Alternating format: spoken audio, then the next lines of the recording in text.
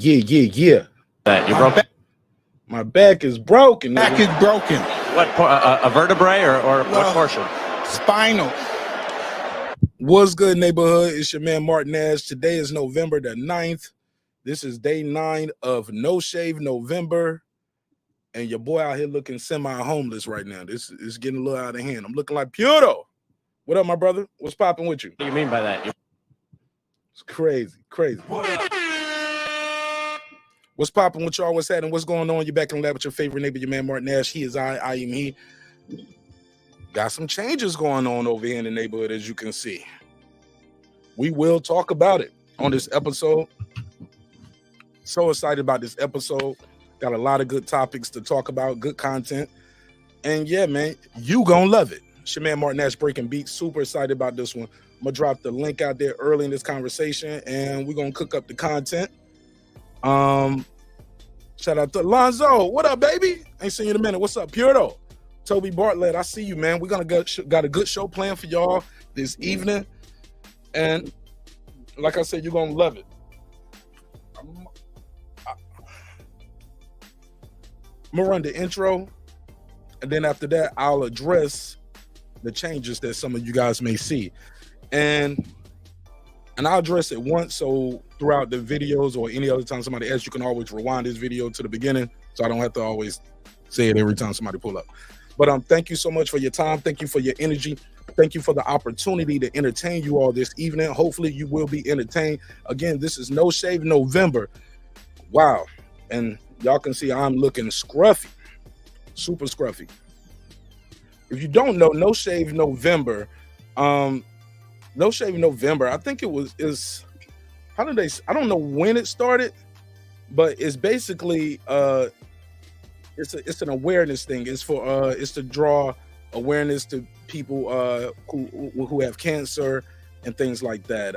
Men with cancer, testicular cancer, stuff like that. So yeah, and it's promoting men's health and awareness. I mean, men's health and wellness mainly, but that's what it's about. So I am participating in No Shave November this month, and I'm looking semi-homeless. So let's run this intro. Let's come back with a good show. It's your man, marqnash, breaking beats. Let's get it, baby. This is my passion. This is what I love to do. But some days, sometimes, I'm just like you, man. I hate this job. Damn, I hate this job. Damn, I hate this job.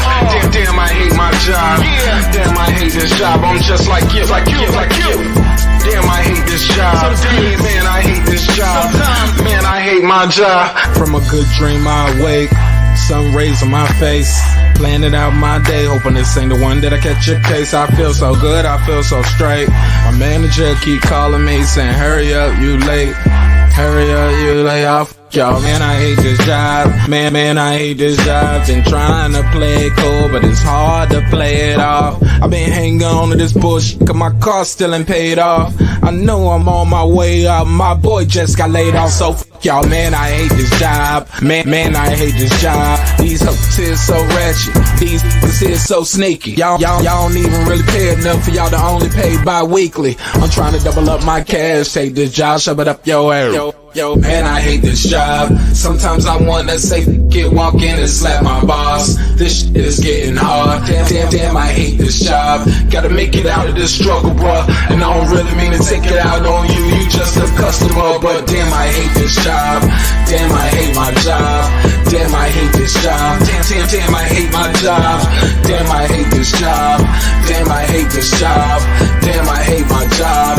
Damn, I hate this job. We're the reason why your stockholders always stay afloat. Yet I'm asking, are they hiring? Like everywhere I go, schedule will say 9, but I think it's fine if I clock in at 9:04. I work 40 hours a week plus overtime just to be bro. So y'all, man, I hate this job. Hate that I applied. So much has transpired since the day that I was high. Told me I could advance, but you were telling me lies. Gotta give your notice before I quit, but you don't say shit right before I'm fired. Damn, man, I hate this job. Sometimes I wanna say, walk in and slap my boss. This shit is getting hard. Damn, I hate this job. Gotta make it out of this struggle, bruh. And I don't really mean to take it out on you. You just a customer, but damn, I hate this job. Damn, I hate my job. Damn, I hate this job. Damn, I hate my job. Damn, I hate this job. Damn, I hate this job. Damn, I hate my job. Damn, I hate this job. You and your procedures. You and your protocol. You and your policies. None of that shit don't apply to me. You and your quotas. You and your standards. You and your 2 sick days a year. Y'all niggas bananas. Wonder why the postman's posted with hammers. Going postal with Popo on camera. His wage got him enraged. Stressed out, it's hard to maintain. He flips the middle, grabs his. He said, if you don't get the picture, I quit. You ain't shoot, mother. Man, I hate this job. Sometimes I wanna say, walk in and slap my boss. This shit is getting hard. Damn, I hate this job. Gotta make it out of this struggle, bruh. And I don't really mean to take it out on you. You just a customer, but damn, I hate this job. Damn, I hate my job. Damn, I hate this job. Damn, I hate my job. Damn, I hate this job. Damn, I hate this job. Damn, I hate my job. Damn, I hate this job. Look, man, I hate this job. I put my pants on one leg at a time, just like you. I'm out here trying to take care of my family. Damn, I hate this job. It's not always glamorous, for real. But I do what I gotta do for me and mine, you know? Damn, I hate this job. Damn, I hate my job. Damn, I hate this job. Damn, I hate my job. Damn, I hate this job. Damn, I hate this job. Damn, I hate my job. Damn, I hate this job. Damn, I hate this job. Damn, I hate this job. Damn, I hate my job. Damn, I hate this job. I'm just like you, nigga. Damn, I hate this job. Man, I hate this job. Man, I hate my job.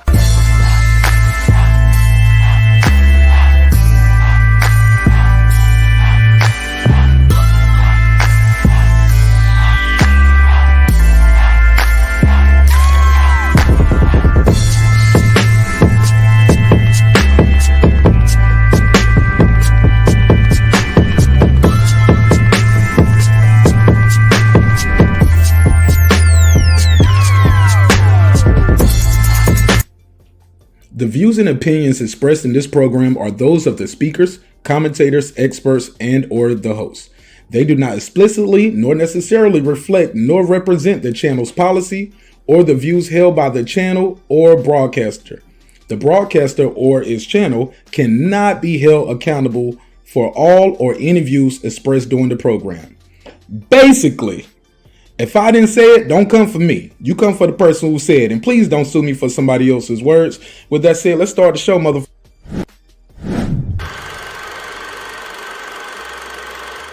This that squad sound.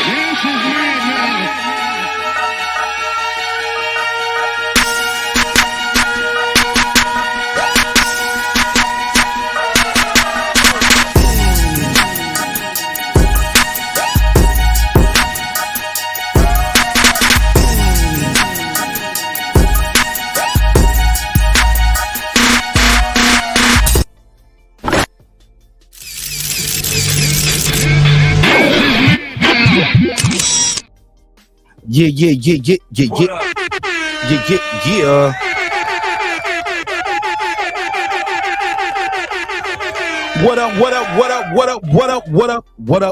What up, though? What's poppin'? What's happening?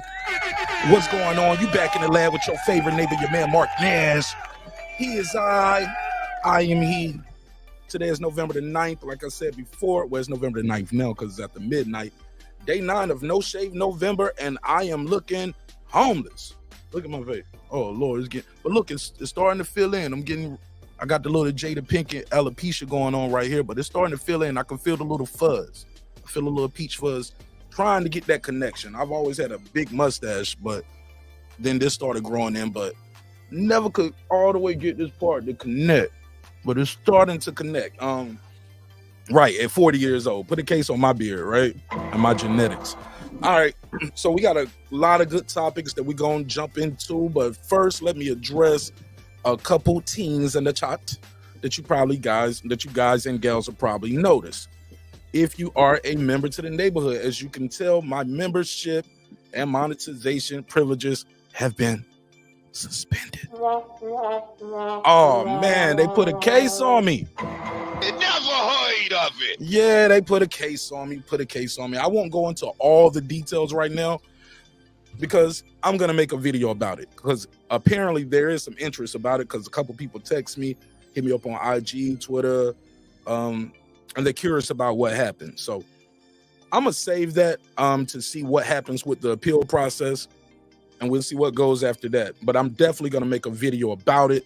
But I don't cry and complain, bitch, moan about none of that shit, because when one door closes, another one opens. God don't make mistakes. Shout out to Champion Heart. I see you, man. So God don't make mistakes. When one door closes, another one opens, and it leaves opportunity. Sometimes you can find opportunity a little bit better when you have to. You get what I'm saying? So don't worry. We will be relaunching the Patreon tomorrow. Tomorrow the Patreon will be relaunched. So if you are a member and you're looking for that members only content, you're like, damn, what happened? Man, this was a good episode. That was a good episode. You're looking for the content.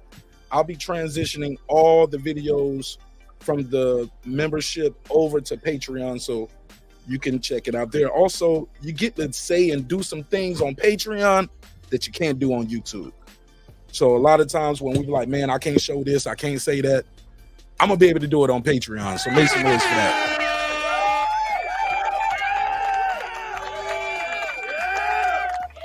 Never been the type of guy that complain a lot about problems. I like to look for solutions. Solutions are important. So with that said, if anybody wants to know what happened, just tell them to rewind to about the 10-minute mark of this video, and there you go. So I don't have to address it all night on every episode. Just go back to this episode to the 10-minute mark.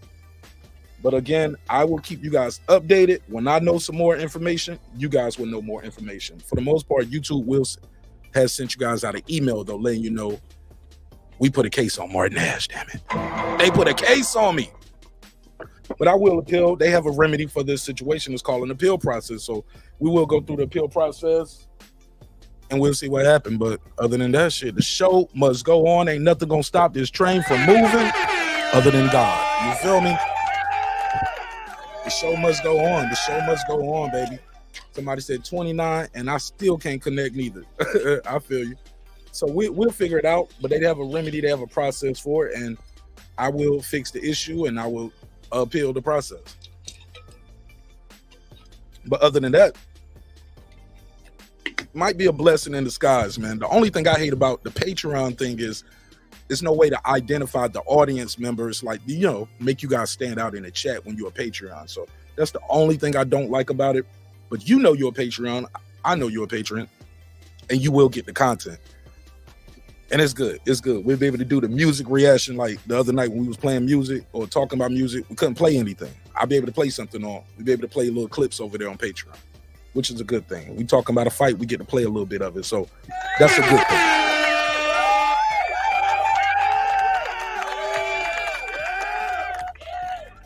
So don't cry for me, Argentina. We are Gucci. Nothing changes, man. Nothing is going to stop this show from moving. So if you want to support the show, you can always support the show via Cash App, PayPal, Zelle, and Venmo. So with that said, y'all ready? Y'all ready to have a good time? Say yeah. And of course, you can buy some merch. You can always cop your t-shirt or a hoodie, coffee mug, some stickers, anything like that. Well, other than that, y'all ready to start the show? I'm going to drop the link out there early, and I'm going to play a clip from Shakur Stevenson's interview that he did on The Pivot, and we will do a reaction to it. Shout out to Lisa Bell's Champion Heart Against the Ropes with Dose. I guess I could still shout out all the members, right? I still should give y'all a shout out, right? Still should give y'all a shout out. Yeah, I do the shout out still. We'll do the shout out. Let me go to the studio.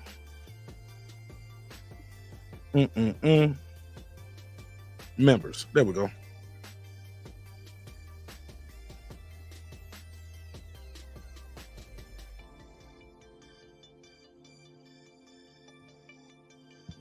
let me fix this real quick. Can't see. All right, there we go. I give everybody a quick shout out though, regardless. The back is broken. What up? Let's take it from the top. Where we at? Mr. Golden. What up? Big Blunts and Boxing. What up? Pound for Pound Sports Entertainment. What up? Big Hove, I Thought I Told You. What up? Here to There. What Stephen up? Bateman in Australia. What Is up? that Stephen Brimley? What up? Unbiased fan, Broom Reaper. What That up? guy Eclipse 330. What up? Lisa Bells. What up? Taylor Bell. What up? NC Conquest. That's in Conquest. They do it the best. What up, gangsta? I am Cam Edwards. What up? Stone Tangerine. What up? Megazar. What up? Ace Retro. What up? I Know Boxing. What up? Ricardo Johnson. What up? Electro Jed. What up? On the mic with Terrence Bailey Sr.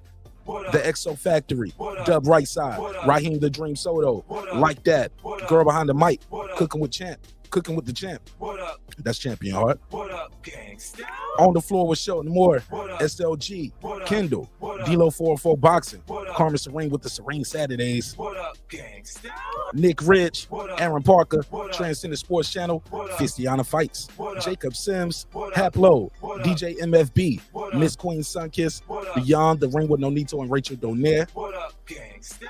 True Media Today USA Boxing. What up? Puro. What up? Food Revolution. What up? KP from KC5. What up? Matt Wade. What up? Beyond Above Media. What up? Pittsburgh T. What up? SF City Slicker. What up? Ride Up to Storm. What up? Matty Yoel. What up? Cliff Bailey. What up? Con Shawnery. What up? HLD. What up? Cooking with Sir Senior. What up? D Bevel the Champ. What up? And of course, the big fish himself, my good brother Derek Lincoln. What up, gangsta?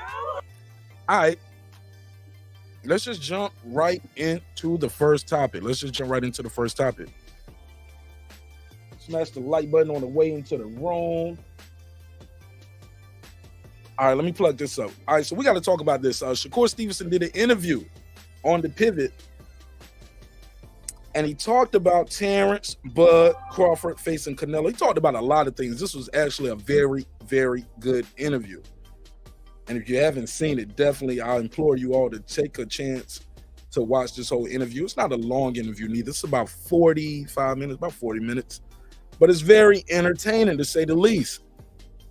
And I enjoyed it. I enjoyed every bit of it. Actually, it's better than that other interview. We did another interview with Cosmic Kev over there. Well, Bootleg Kev, not Cosmic Kev. Cosmic Kev is a black guy. Bootleg Kev. And the interview he did with Bootleg Kev, it was kind of shaky, baby. It's kind of shaky.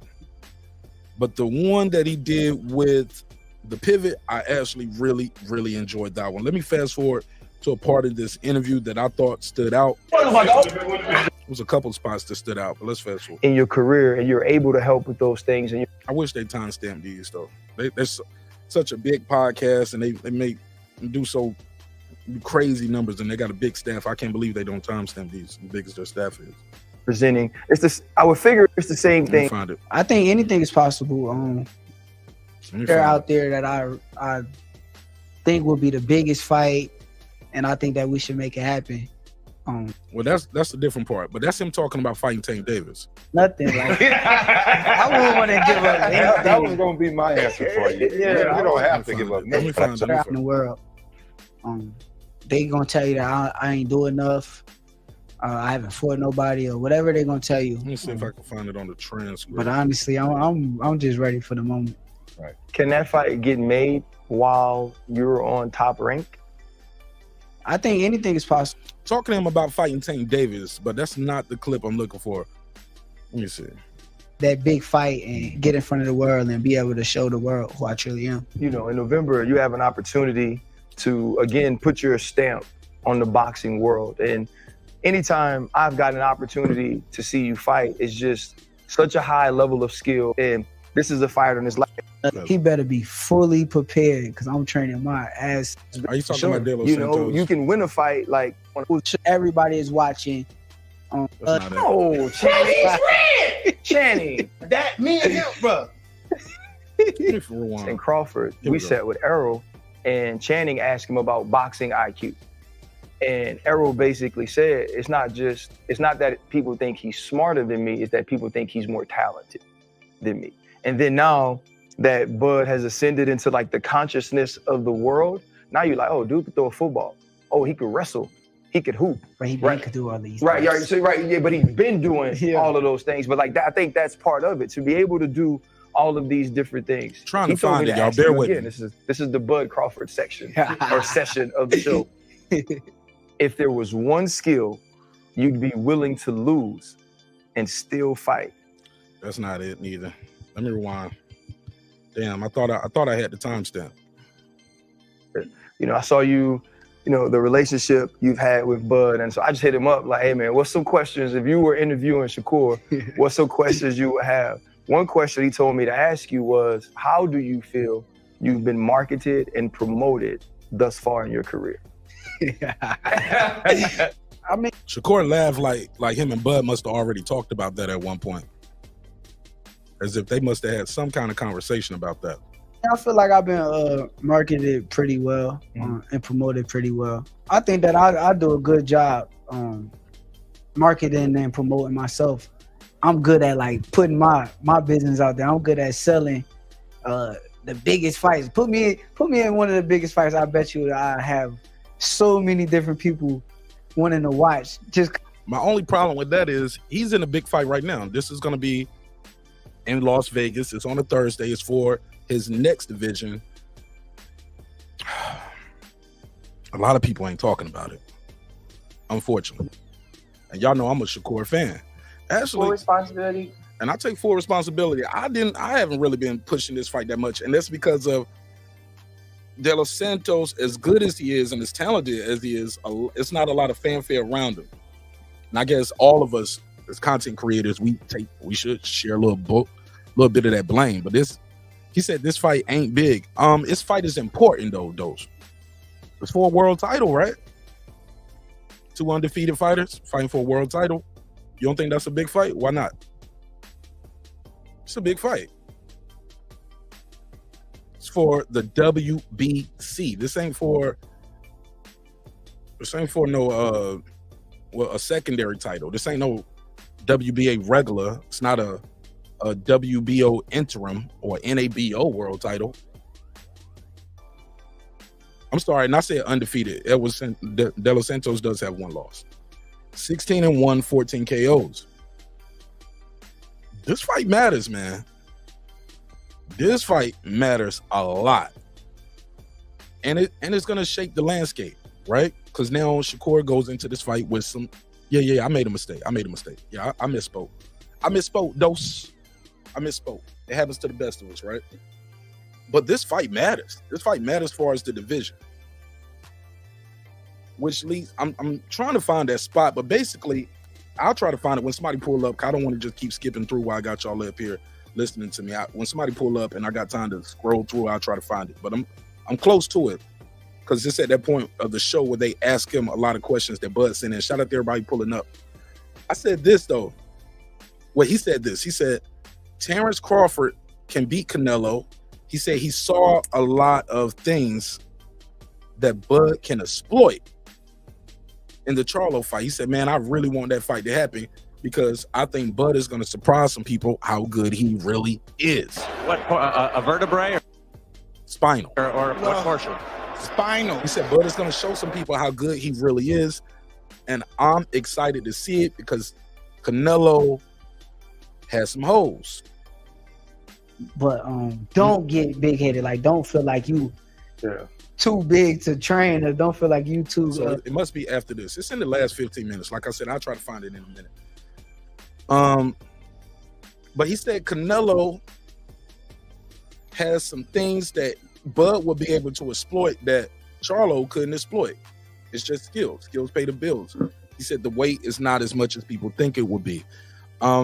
Against the ropes with Dose, he said, but important to Shakur though, but it doesn't show that much because we think he's gonna win.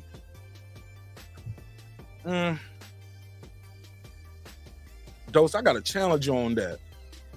When it came to, I got to challenge you on that because some fights people think they know who's gonna win, and then it ends up being a good fight. We saw it a week ago with Fury and Ngannou.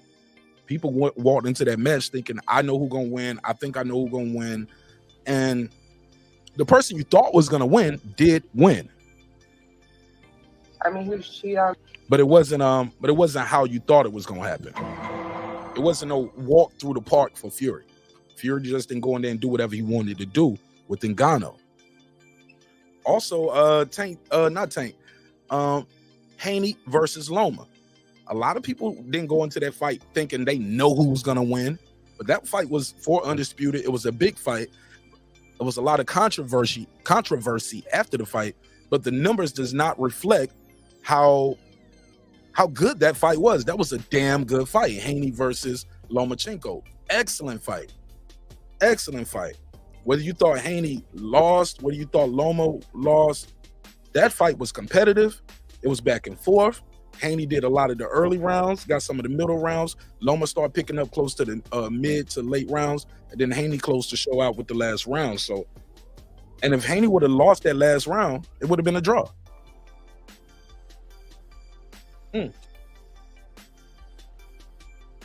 So we don't know what these fights are going to look like when we go in. We don't know. We think we know, but we have no idea. We thought Spence and Crawford was going to be a toe-to-toe knockout, drag out for the ages. It was a one-sided ass whipping. He lied. Yeah. Y'all niggas worship him. The one-sided ass whipping. So I said all that to say, you just never know. That's the beautiful thing about boxing. You just never know who's going to do what and how these fights are going to taper off. Shout out to everybody who's pulling up. So I said all of that to say, what do you guys think? I need to find that clip, man. I got to find this clip. It's bothering me now. Good to the young boxer. How long did it take you to know like he's special? Let me fast. It took me 2 seconds. To see a guy box and say, Yes. "Oh, he got some." I've been around a lot of people. Right away. You said it. Channing said it. All you need is this. And if we pivot, you place a 5. Let me fast. What he done outside the ring, or Fighters in the world. it's a lot of conversation. Like, there's so many different conversations that I done had. When I say with Bud, I learned a lot more from watching Bud. Like, I was around Bud a lot of my career coming up. I got to see what he done outside the ring, or how, like, Bud, like, people don't even know how confident Bud is. Oh, we know. Like, his confidence is crazy through the roof. Like, but the thing is, too, like, I done seen him do so many different things where I see, like, his confidence, it make him who he is. So, just picking up on that definitely tells me, keep doing what I'm doing. The conversation I done had with Andre Ward done been in my ear. He done showed me. Man, he bigged Andre Ward up so much in this fight. How to do every little trick interview. to make sure that I'm doing all the right things to stay ready for my fights. And I appreciate him. I appreciate Bud. Them dudes definitely helped me out in my career. And I'm glad I got, like, them in my life. Before this started, The fight is important, Mark, but you know what he means. I don't, Jerry. All I know is what he said. I don't. The link is out there, and you can call in and voice your opinion. But I don't know. I don't know what nobody's means, or, you know, I only can assume. And you know what they say about making assumptions. you know, I saw you know, the relationship you had with Bud. And so I just hit him up like, hey, man, what's some questions? If you were interviewing Shakur, what's some questions you would have? One question he told me to ask you was, how do you feel you've been marketed and promoted thus far in your career? And he bust out laughing when he says this. I mean, I feel like I've been marketed pretty well and promoted pretty well. I think that I do a good job. And he goes into saying he does a good job promoting himself. World, now you're like, oh, dude could throw a football. Oh, he could wrestle. He could hoop. But he could do all these right, things. yeah, so, right, yeah, but he's been doing all of those things. But like that, I think that's part of it, to be able to do all of these different things. He told me to ask you again. This is the Bud Crawford section or session of the show. If there was one skill you'd be willing to lose and still fight, what would it be? Whether it's power, defense. And he says power. He goes on to say he would let power go because he think I can just pop shot you and have better defense and move around you all night. It's pivot in life. You know, the moment in life that that's not it. To have a better life than you had. Damn, man, I'm gonna have to find that. I'm gonna have to find it. But that's the gist of it, though. He said Charlo left some holes. Charlo Canelo has some holes in his game that Terence Crawford will be able to exploit that Charlo did not or could not or chose not to exploit in his lack of engagement. Let me see, against the road with Dope. He said, thank you, Jerry. He said, but I call it 9-3 or 8-4 for Shakur. Santos has power, so I think he might get off 1 or 2 rounds. And then Shakur gets distance right. And it looks like Natali 2.0. Okay. So you got to be in one-sided, just other than 2 rounds. Damn. All right. They ain't giving him no shot. He said, I'll join and I'm at work, but on my next drive, I got you. No pressure. No pressure, my brother. Jerry Sex say, he talking about Tank, Ryan, Haney, etc. Just like you said, Santos not well known. Stop. Jerry, what are you talking about? Jerry, just call in, bro. We don't have to do the chat back and forth. Just call in. Tell me what you're talking about. I don't mean no disrespect. I just don't. I promise. I hate when people like, you capping or you fronting. Like, about what? Maybe things get misconstrued reading them versus hearing somebody say it.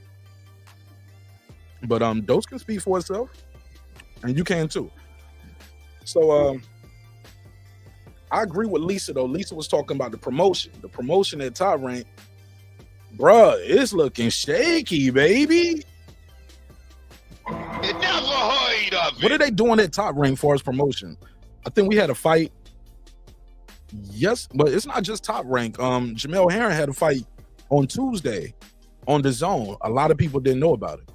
A lot of people didn't even know about Jamel Herring fighting on Tuesday on the Zone. So you just never know. You just never know what these guys are or aren't doing with promotion. I will say, far as this Top Rank, and I don't know if this is Top Rank doing it, if it's Shakur Stevenson's PR, if it's the PR that he has with Top Rank. They putting him out there. They're putting him out there. He was on, did a lot of shows. He did The Pivot, did Bootleg Kev. He did Gillian Wallow with $1 million worth of game. And these are a lot of urban platforms. I think that's the new wave that a lot of boxing promotions are doing, especially like seeing a lot of it going on now with like these guys. They're going to, you know, back in the days they used to go to night TV shows and sit on the couch, talk to Johnny Carson or Arsenio or whoever. Now they go to these hip hop podcasts or urban radio. And I'm gonna be honest, I don't know if that's necessarily the way to go. I mean, I ain't saying it's bad, but I don't think that's solely the way to go, because a lot of those audiences don't pay for shit anyway. I'm just sorry, put a case on it. That audience don't buy the music. They bootleg the music, you know?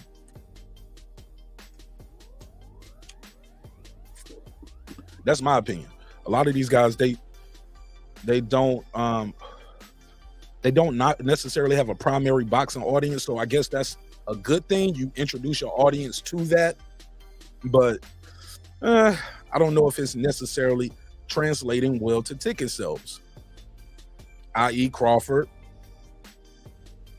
and Spence. They did the whole junket. I saw it again with Canelo and Charlo. They went around and did the circuit. None of those fights really sold that well. When I say well, I mean it didn't break the $1 million mark where most people are trying to go. Put a case on that. But we'll talk about it. I'm sure we'll talk about it. Let's go into this, man. Let's just jump right into this. I saw this thing going around with Bill Haney versus Ellie Setback. And I'm sure a lot of you guys saw it as well. But for those who don't know, let's play what Bill Haney had to say when it comes to Ellie Setback, and we will come back with some more commentary. I definitely wanted ESnews.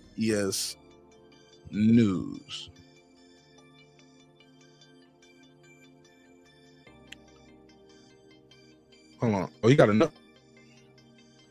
Hold on. Here we go. All right, here we go. Let me play the audio from here, and we'll come back with some commentary. I definitely want y'all to hear this. Public service announcement. We got a fake reporter doing fake news by the name of Ellie Setback. Not only is this scumbag doing fake news and being a culture vulture, but he's also fake news and culture vulture. Okay, put a case on it. Pitting young African Americans against each other. Tech, what up? Jaden, what up? Black brothers, brown brothers, and alike. Woo, Bill Haney playing that race card. Woo! I love when niggas play the race card. Oh, I love when niggas play the race card. I be sitting there like this. Oh, deal me in. Deal me in. Deal me in. Let me get one. Let me get one. Ooh, play that race card, Bill Haney. Oh shit. I be like this. I got one to match that. Call. I be over here match. You ever seen somebody play spades? When somebody play the race card, nigga, I be over here like this. I be over here getting my books together. I be like, ooh, I'm gonna cut them with that one. I'm gonna cut them with that one. Cause let's be clear. He's definitely playing the race card here. Let's be clear. He's definitely playing the race card. But does he have a point? Let's play it. Setback. Not only is this scumbag doing fake news and being a culture vulture, but he's also pitting young African Americans against each other. Black brothers, brown brothers, and alike. Instead of pushing this boxing agenda forward and asking the right questions and the tough questions, he's creating dissension and division with a microphone and capitalizing on it financially while leaving others to repatch relationships that have been built over quite some time.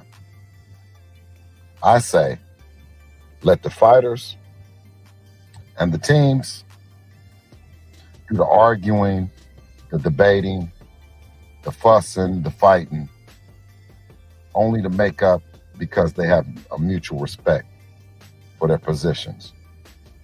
Let's not let some scumbag reporter who's never boxed a day of his life,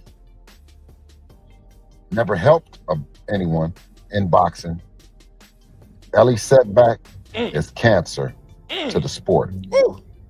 Although he might celebrate one brother here and there to save face, while he destroys another one using another one. Doesn't that sound familiar? Ellie Setback, you're fucking with the wrong one. That's my son. And he's the undisputed champion of the world. So this message tonight for you, Ellie Setback, and all your fake news and your fake reporting, you know, how you carefully use that accent that some of my brown brothers have when you say reporting.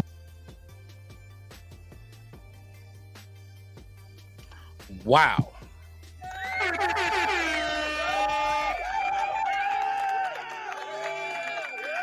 Well, technically, he's still undisputed until they fight for the belt. No different from Charlo. Charlo, even though he was fighting Canelo, they still introduced him as undisputed, even though right after his fight, you know, as soon as he stepped in the ring, he was going to be stripped of the belt. So I get where you're coming from. Somebody will be fighting for his belt next Thursday, 7 days away. Definitely going to enjoy that fight. Shakur Stevenson. But let's jump right into a couple of things that Bill had to say. Where do we start at? Well, let me go to Twitter. Let me see do you guys know what sparked this? I think I got a screenshot. Let me see if I can put the screenshot on the screen so you ladies and gentlemen can understand what I mean when I say these things. Is this it? I was trying to save some of these things off Twitter. Let me see if I saved the right one.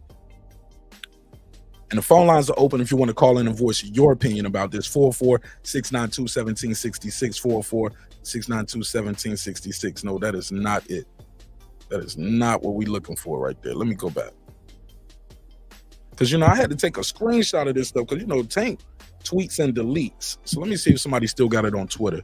I was looking for my screenshot, but it might be faster just to go to Twitter and share the screen, because even though he deleted it, somebody kept the files. 203, you on the MIC. Tell them your name, where you from, family. 203, you on the MIC. Uh-oh. Can you hear me? Yo. Going once, going twice. Going once, going twice. All right. All right. Let me see. Let me find it again now. But never mind. 410, you got the flow. Tell them your name, where you from. Silence. What's up, Mark? What's up, buddy? Man, not much, man. Not much. Real quick on Shakur. I mean, not to take him too literally. He said, let me get in a big fight and I'll promote. Yeah, that's what I'm saying. He's probably talking about against a far more well-known fighter when we say big fight. I mean, that's what I got from it. Yeah, but if you watched that interview all the way through though, Jerry, he did say this was a big fight, and he started saying this was a big fight. So I'm just taking the man at his word, Well, what I'm gathering is just what I said. He's talking about against another guy that has some notoriety, because this is an important fight. It's a title fight, so sure, it's important, but it's not a big fight in a sense that it's going to sell like I don't know, like maybe if he was to fight Ryan Garcia or Teofimo Lopez or I believe Devin Haney. Anyway, moving on to Bill Haney. Man, I was listening to a show. I hear a lot of people around, really calling him out on shit, and I'm gonna call him out on this. It's weak, man, for him to use the race card. That's just, to me, that's just as weak as it can be. He was muttering shit like that when Devin Haney was fighting with Top Rank. Now, there, Devin Haney fought Loma, and everybody claims that Loma is Bob's sweetheart. And he's fighting on the last fight of his deal. He's supposedly fighting a Bob's sweetheart. The fight was close, easily could have went the other way, and Haney got the fair shake. He got the victory. Even though it was close, he could have got robbed. There would have been way worse robberies had it happened that way. And it's disappointing for me to hear him say that. Now, if Setback said something, sounds like he said something that could a little touch the nerve. And so instead of taking him up on that, he's going to conflate the issue and try to bring race into it. Why? Because he said and I'm interested to hear what you're about to get at, because, I mean, if he's saying, look, Tank said this about your son and he wants to fight your son or something along those lines, it's not pitting one brother against another, not in a way that doesn't have anything to do with boxing. I mean, people are talking about those guys fighting. So I just don't think he liked what he said, and instead of just taking that beef up, he trying to conflate it to something bigger. I'm listening. Go ahead. Well, I mean, on that, that's all I got. I want to hear what you were about to show here about what actually Ellie said, because I didn't really hear what he said. Well, so I'm commenting a little bit out of the box. Yeah, it took a little digging for me to look it up. It appears Ray Jackson on Twitter said Devin is getting a $6 million guarantee for the Regis fight. Buddy is getting that money, man. #boxing. Simple as plain. Ellie Setback replied with laugh out loud, and he is Tank's big money fight. shaking my head, face palm. He said, "That's Tank's pocket change." And I only can talk to one person at a time, so you got to call back 304. I'm on the line with Jerry right now. Jerry, I don't see what that. It has to be more to it than that. Is it because Ellie got into this, right? The reporter is going back and forth with a fan on the internet saying he's not Tank's big money fight, and the money that he's getting is Tank's pocket change. I don't know if it required that kind of response.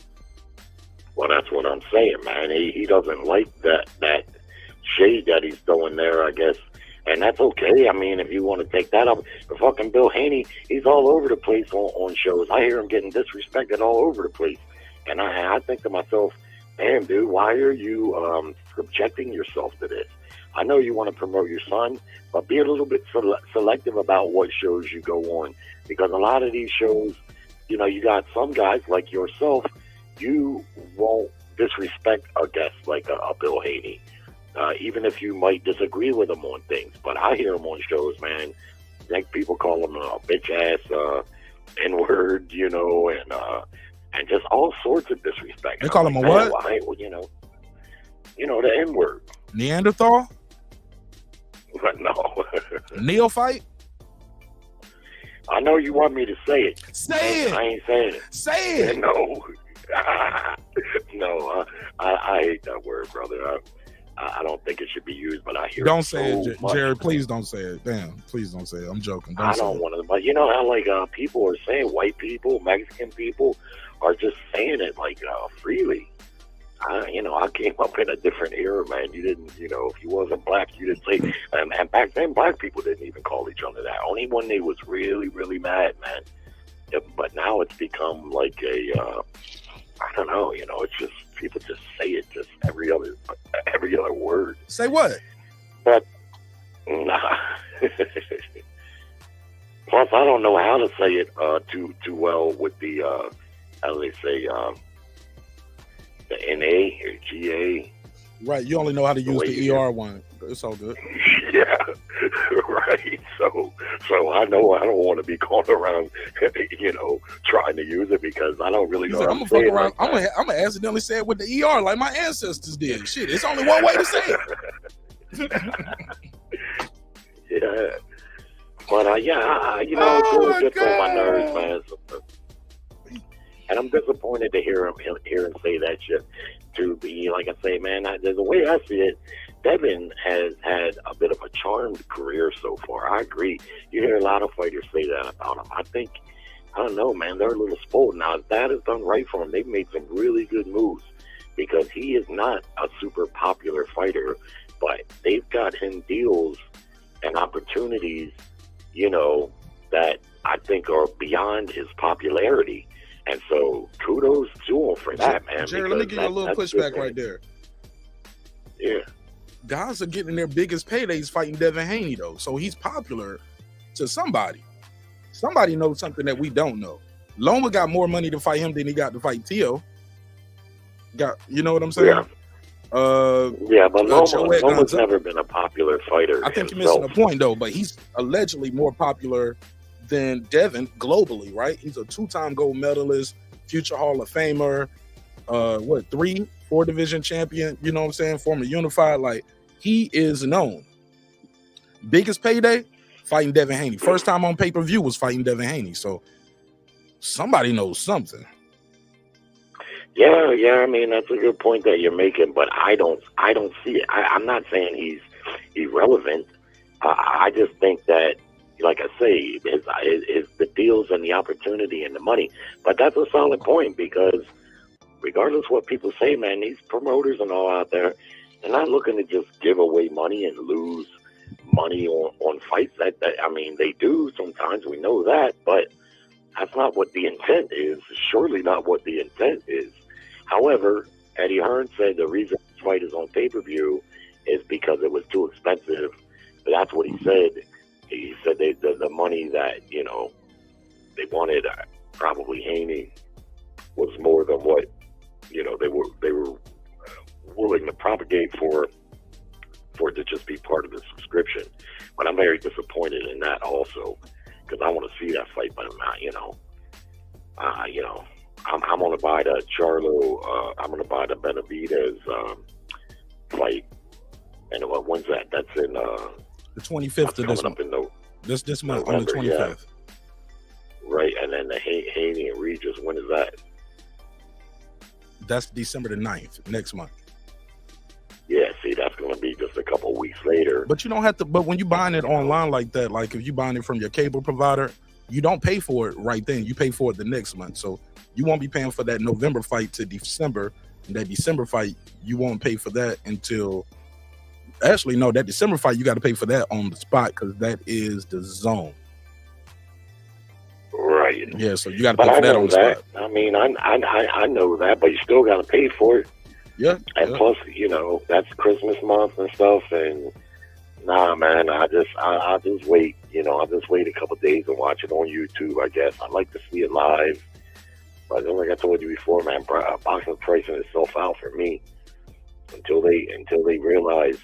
I'm being real selective about the pay-per-views. I wasn't even going to order the Benavidez Andrade fight until I seen that presser with Charlo and his brother the other day. Did you see that? Yeah, man. Yeah, that's part of, I got to get into that too. That'll be part of the later on. But go for it. You got something you want to say about it now? Go for it. No, I think Benavidez, when I seen him at 47, there's concerns about his leg. I know Bud sexuals don't like to hear that, but that leg is a bit of a concern. The only thing about it is, you said Bud sexuals don't want. Why would Bud fans care about that? He knocked that man out.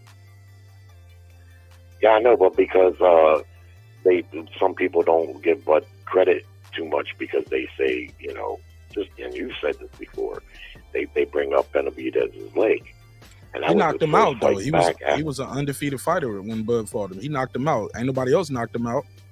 He been in a lot of fights. I know what happened in the fight. I'm just saying this is what, and you know this because I've heard you say this. People bring up his leg.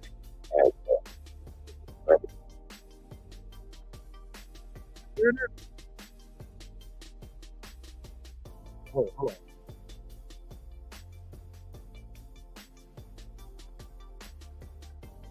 Sorry about that, Jerry. Had an ad playing in the background. I was trying to pull something up. Go for it. Say it. Yeah. I mean, but that shit don't mean nothing to me. And I'm a Crawford fan. That guy was 27-0 when Crawford fought him. Nobody had beat him. I know all that. I'm not saying that I'm discrediting, but I do think it is a concern. Lower leg injuries for boxers, that's where your whole game starts. It starts in the legs. That's where you get your punch power, your movement, all that. Now, Benavidez, he's not much of a mover anyway. He fights just like his brother, only he hasn't proven himself to be quite as good. However, I every time I would see him at like 47, I was like, man, this is a big motherfucker, man. It's just like his brother. He is way too fucking big to be fighting down at this weight. And so he moved to 54, I think, when he fought Danny, and he lost that fight too. His problem is, unlike his brother, he wants to fight that pressure style, but once he starts getting hit, he starts, pounding his gloves together and kind of just like standing there like he doesn't know what to do. Like he's a bit of a one-trick pony. But at 160, I like that weight for him. However, during that press conference, it was revealed in a straight-up bitch move, if you ask me, that the fight's at 163. Title not on the line. Right. Yeah, that sucks, man. I mean, listen, I don't mind a fighter getting a little bit of a break or a reprieve or a sanctioning body giving them a little bit of favor, but fuck's sake, man. Charlo's been sitting on that belt for a long time now. He's finally coming back to fight. He's going to be fighting a fighter moving up, and he's going to make the fight at 163, so the title's not on the line. That's, I don't know, man. Just goes to show you that the rankings and all that shit is just bullshit, man. There's no way, if he was going to take a fight and not put the title on the line, he probably still, they should have mandated that he fight someone in the top 10 of the division at least. But, beyond that, it was at least good to see Charlo show a little bit of fire. I think I'm picking Benavidez in this fight. Oh, word? I think he's going to, yeah. Damn. I don't know, man. All that inactivity and all that mental health problems and, everything considered, I just don't know. I don't sense that Charlo has that dog in him anymore. Maybe he never really, really did. Because the way Plant bitch slapped him, that kind of told me something, man. And like I say, well, how long? He hasn't fought in, 2 years? 2.5, yeah. Damn, 2.5 years. And there's probably alcoholism in there, fueling the depression and this and that. I mean, he could prove me wrong, man. But I'm actually picking Benavidez in this fight. And I'm picking his brother to beat Andrade also. Andrade's got a huge opportunity here to show the world that he's as good as what he says he is, and possibly hope to entertain. Because, I mean, let's face it, Benavidez comes to fight, period. And he's going to have two choices. He's either going to have to fight this guy, certainly at times, or he's going to run. And I think he's going to run. I think he's going to have success early, just like Plant did. But towards the end, by the middle of the fight, he's going to go to the garage and get out the bike and try to pot shot his way to victory. And he'll probably claim at the end that he won, that he boxed him and this and that, but no. And he might get a little bit beat up like Plant did also. But I think he's made a little more athletic than Plant.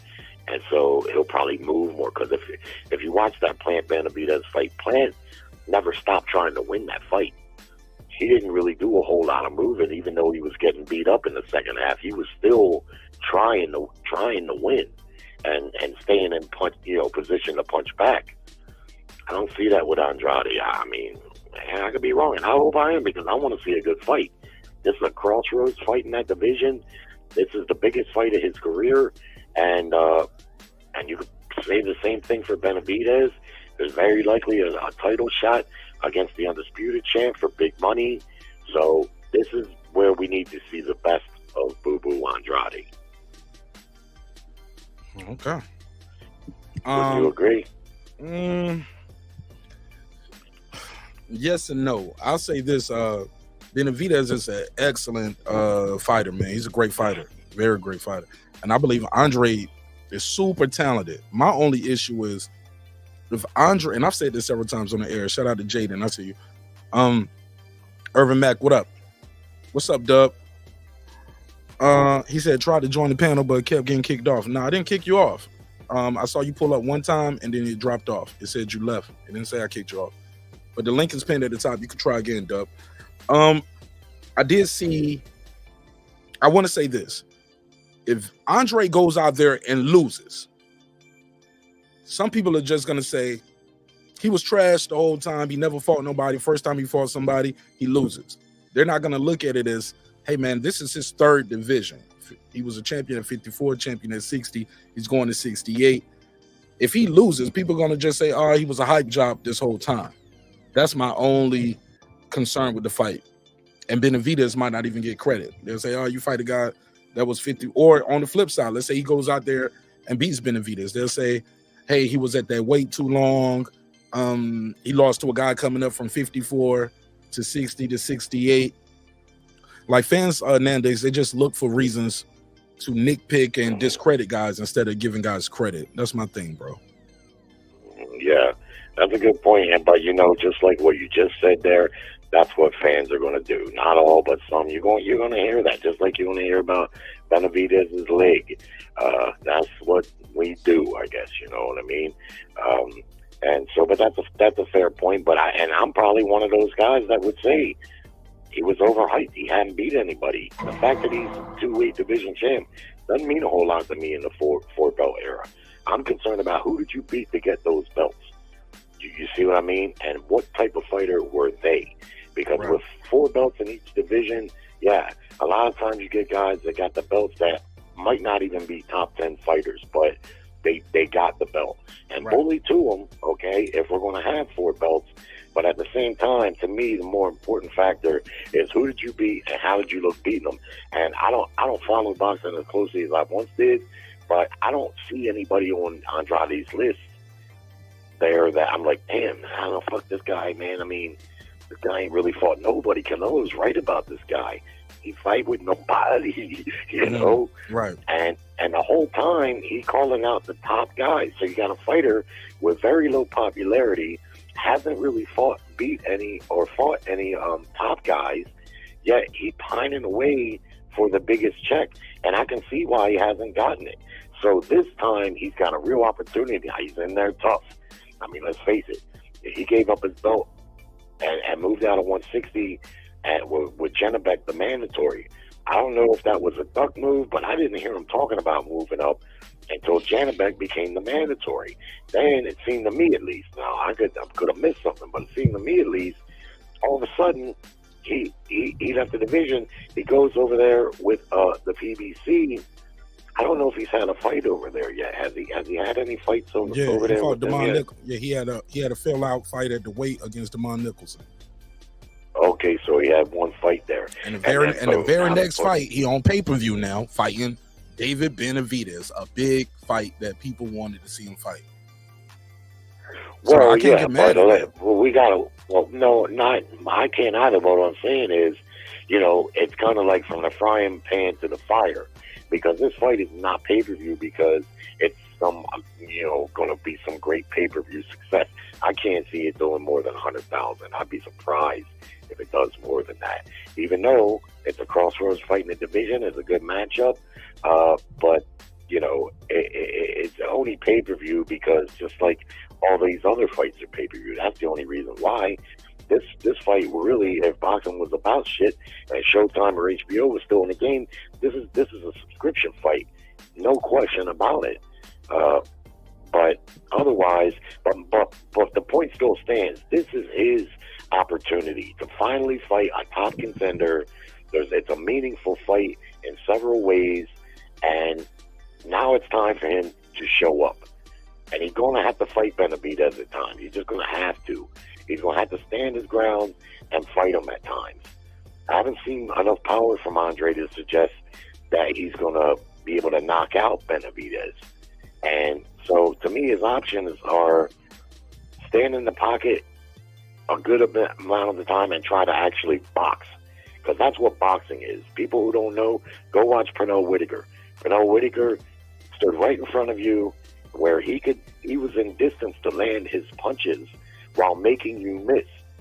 Moving around the ring and pot-shotting is not boxing. That's bowling, that's running, that's not boxing. And he ain't gonna be able to win. That's not running. If I can get close enough to hit you and get out the way before you hit me, that is boxing. It's hit and not get hit. Not in my book.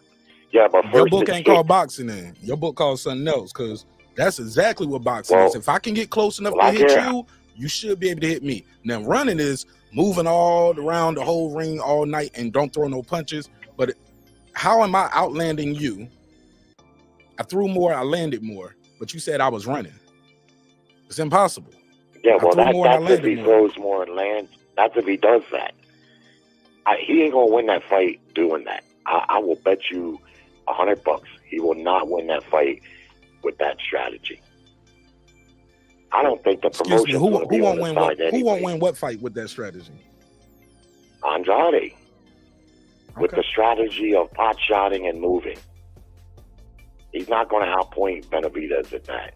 And by the 6th round, just like Plant, he's going to start feeling that pressure, and he's going to have to stay in the fight. But Plant ain't never had no real gas thing like that too, Jerry. Well, he went the distance with Benavidez, which not many fighters do. No, he started getting his ass whooped when that gas tank ran down. Same thing with Canelo. He was doing all right until that gas tank started getting low. His gas tank gets low round 8, exactly. round 7 or 8, maybe. You know what I'm saying? And that's when he started losing rounds 9, 10, 11, and 12. Right, but that's exactly what happens when you fight a good pressure fighter. Your gas tank gets low because mentally and physically they're chasing you around the ring. And I can Not see everybody. Andrade. Not everybody. Some people say, "Fuck it, I gotta sit down right here," and you gotta get that guy off you. You can't move all night. Some guys sit down and get their respect. Some guys be like, "Man, I can't hurt this guy." That's exactly what I'm saying. That's exactly what I'm saying.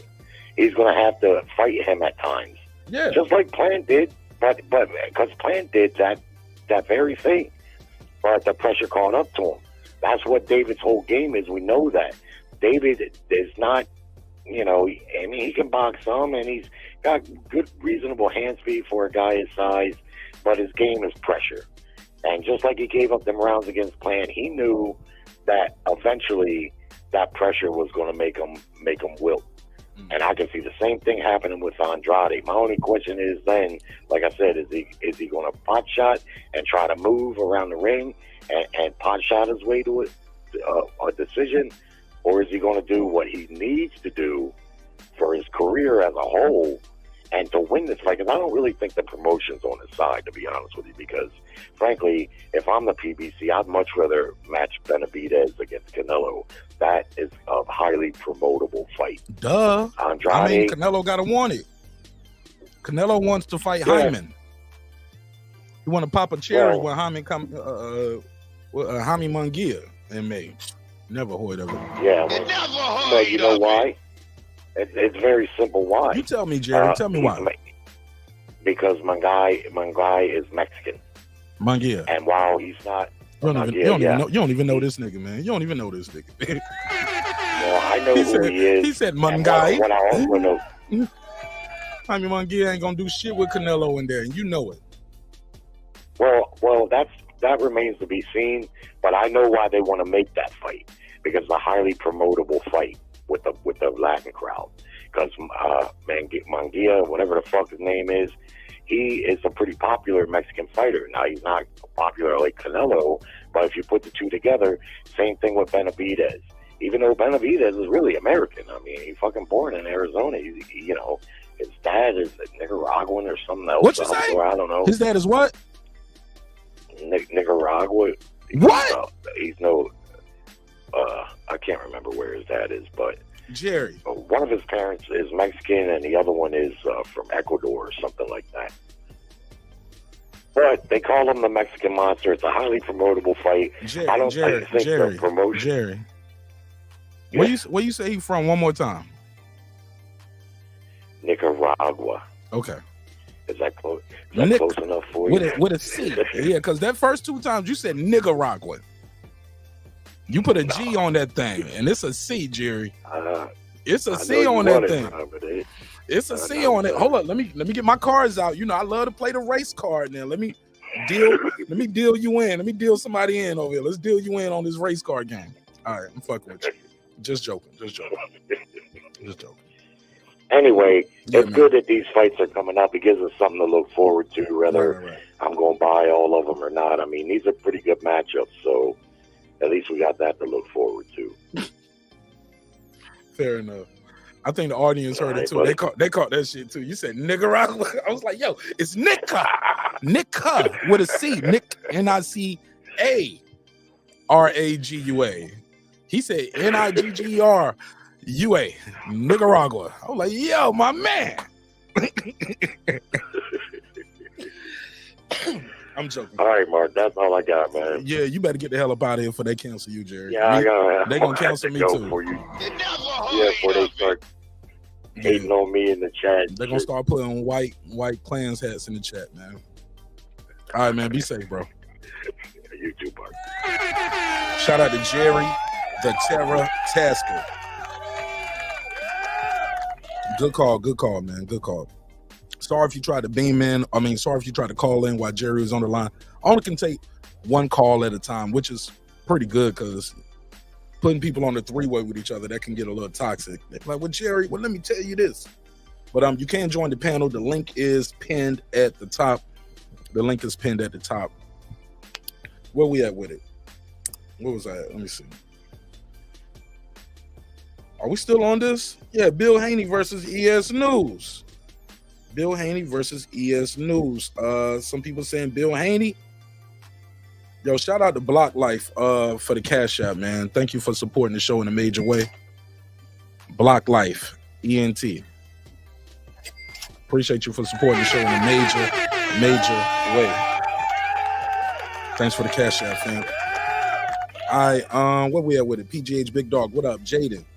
He said, what up? Somebody said, Jaden, don't get your wig plaited. Somebody said, did you slip up, Jerry? Yeah, man, I'm messing with him. I'm sure he didn't mean that on purpose. You see, he called Haney Mungia. He said, what do you say, moon guy? Oh, he don't mean no harm. Somebody said, Coward Canelo want no parts of the Mexican monster. Shoot, just looking that way. If he fight Haney Mungia, bro. Y'all know I used to be over here caping for Canelo, man. I always gave him a benefit of the doubt when other people didn't. But if you go in there, because I always hear people talk about how much Canelo fights. I'm like, man, when you the cash cow like that, you kind of can write your own ticket, because many of y'all in the chat will fight Canelo. And y'all know y'all can't make 168. Y'all niggas, that's going to be the whole fight for y'all making 168. You probably have to get a tummy tuck and liposuction, nigga, to make 168. Some of y'all, right? Or some of us. Shit, I'm over 200 pounds myself. I'm up here talking like I'm a little nigga. You know what I'm saying? So I said all that to say this. When you're the cash cow, you're going to get the opportunities because you make the opportunities with your cachet. The powers that be will put the money behind you. They'll say, oh, you want to fight? Shit, let's go. Who you want to fight? Do y'all realize, like, Dimitri Bivol, since he fought Canelo, he fought one time. Canelo has fought 3 times. Since he lost to Bivol, he fought Triple G, old man Triple G. And you can see how old Triple G had got in the fight, too. Like, halfway through the fight, you start seeing that, oh, this nigga hair plugs were falling out. You saw the damn receding hairline. He looked old in the ring, literally. Like, damn, what happened to his hairline? Just looked bad. But even then, he came on strong in the later rounds because Canelo started gassing. John Ryder was next. A lot of people was like, John Ryder? Never heard of him. But that was your next fight.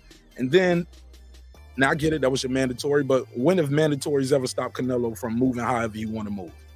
It was a time where Boo Boo was a mandatory. It was a time where Charlo was his mandatory. Y'all remember the franchise belt, right? Yo, the franchise belt gonna be something some of us old heads gonna be telling our kids and these young dudes probably like 10 years from now. We're like, well, he was the franchise champion. They be like, franchise? Never heard of it. What the hell is going on? What the hell is going on? So you're gonna get those kind of situations when you are the cash cow. When you're a cash cow like Canelo, you can say, yeah, so I can fight 3 times. I'm gonna fight when I'm gonna fight twice a year, and these are the guys I want to fight. I'm gonna fight in May, I'm gonna fight in September.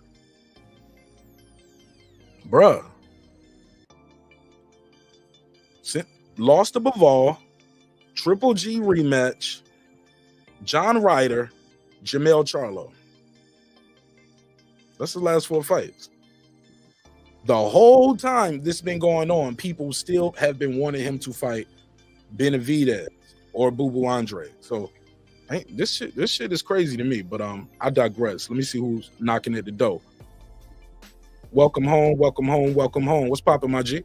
What's good with you? What's good? You came to cook me? No, absolutely not. Why would I come to cook you? I don't know why you would try. I'm like, nigga, you want to die or some shit? I don't know. Oh, see, now you're getting out of pocket. see, I borrowed 20 and you got out of pocket. Damn. No, you know I got that. You know I got that from Juice. Oh shit, damn. Remember, I didn't even realize it. Q had said something. He was like, shit, man, it's cool. I don't want no problem with it. Something like that. And Bishop was like, shit, nigga, you want to die? And something like that. You know what I'm saying? They gave each other the hug like that, like you see on the screen. But yeah, that's what Bishop said to Q and Juice. But go ahead. What's up, man? What's your take on any of the topics that we're talking about so far? All right. Haney says ESnews is a culture vulture. Accuse him of a lot of things, dividing black brothers. He said, man, let the brothers handle that. Let the fighters handle that. You the reporter. Stay out of it. Like, we got relationships. We go back years. We gonna figure it out. We gonna work it out. We gonna fight or not fight or whatever happens, but we gonna work it out. The reporters should stay in the reporter's place, lead this shit to the boxers. And he appears to, you know, play the race card. He can put the race shit back in his pocket, all right? But everything else, I like playing the race card. That's my favorite game. When it's applicable. Because listen, one thing we gonna say is, I think it's applicable. Yeah, applicable, same whatever. You know, potato, tomato. I obviously, when it comes to Ellie Setback, the fact using the word reporter with him, reporting. That's a little bit fugazi, because he's nothing but a fanboy that happens to talk boxing. He's a fanboy. Oh my God. He's not a reporter.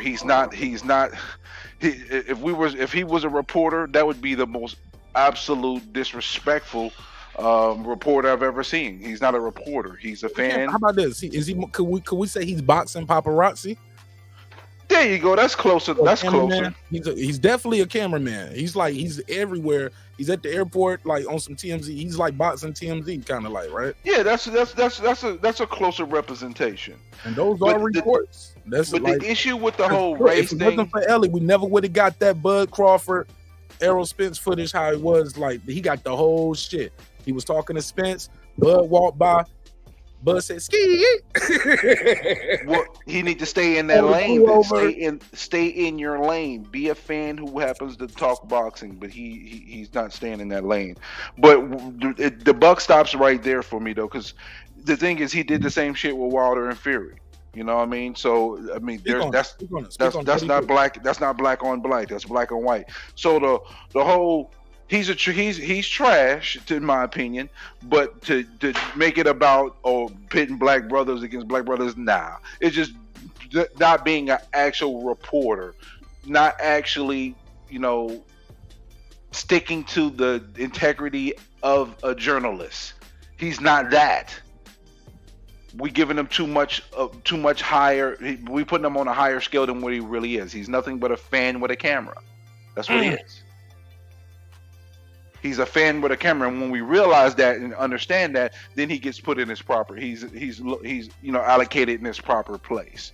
That's how I feel about it. So to be fair, there's a lot of people out here with channels that call themselves analysts. They call themselves content creators. Because yeah, content creator is a good word, because you're just creating content. You're not reporting anything. You're not a journalist. There are some journalists in this in this who completely take away their fandom when it comes to talking about certain things. I've seen it. I've seen some interviews, like the interview with Mauricio Suleiman. That was journalism. Great journalism, and I wish he had to press him even more, because I got a big issue with WBC. The World Boxing Corruption is really leaving a foul taste in my mouth, which leads into the next point about Jamal Charlo and fighting at 163. The fact that they let him go 2.5 years without fighting, then he comes back to fight. He's not even having his belt on the line, and he's fighting at 163. I'm tired of them changing the rules that applicable to fit whatever they want it to be. If you have rules, follow the motherfuckers. Can you do that for me, pretty please? That's one thing I'll give it to WBO. WBO is pretty consistent on following their rules. WBC just make shit up as they go. No, I mean, I said pretty. I didn't say perfect. I said pretty consistent. Yeah, because they be making these super champs out of nowhere. And I'm like, hold up. If you go to their rule book, this dude can't be a super champ. He ain't defended the belt. You're talking about T.O. Yep. Yeah. Even no, I said this about Josh Taylor. When Josh Taylor became a super champ, like, part of being a super champ, first step is you better have a TV deal. I'm like, what the fuck a TV deal got to do with the fight? Oh, it's about that paper. Yep. And that's where every one of them falls victim into that category, where the sport ends up taking a backseat to the business. And that's why boxing is in part where it is in America. And I had this argument about American boxing. Everywhere else in the world, boxing is going upwards. Boxing is going downward in America. We only have 2 networks that put on boxing. In the UK, they have 5. That tells you a lot right there. But I digress. But boxing is boxing is the second most popular sport in the UK. Here's I hate when people the bring up 12th. the UK and versus America in boxing because it's like an unfair equivalency. You know what I'm saying? I mean, I guess. I mean, you can say that. I mean, I'm not gonna say that's not a legitimate statement because you got a lot more options here in the States in regards to your sporting.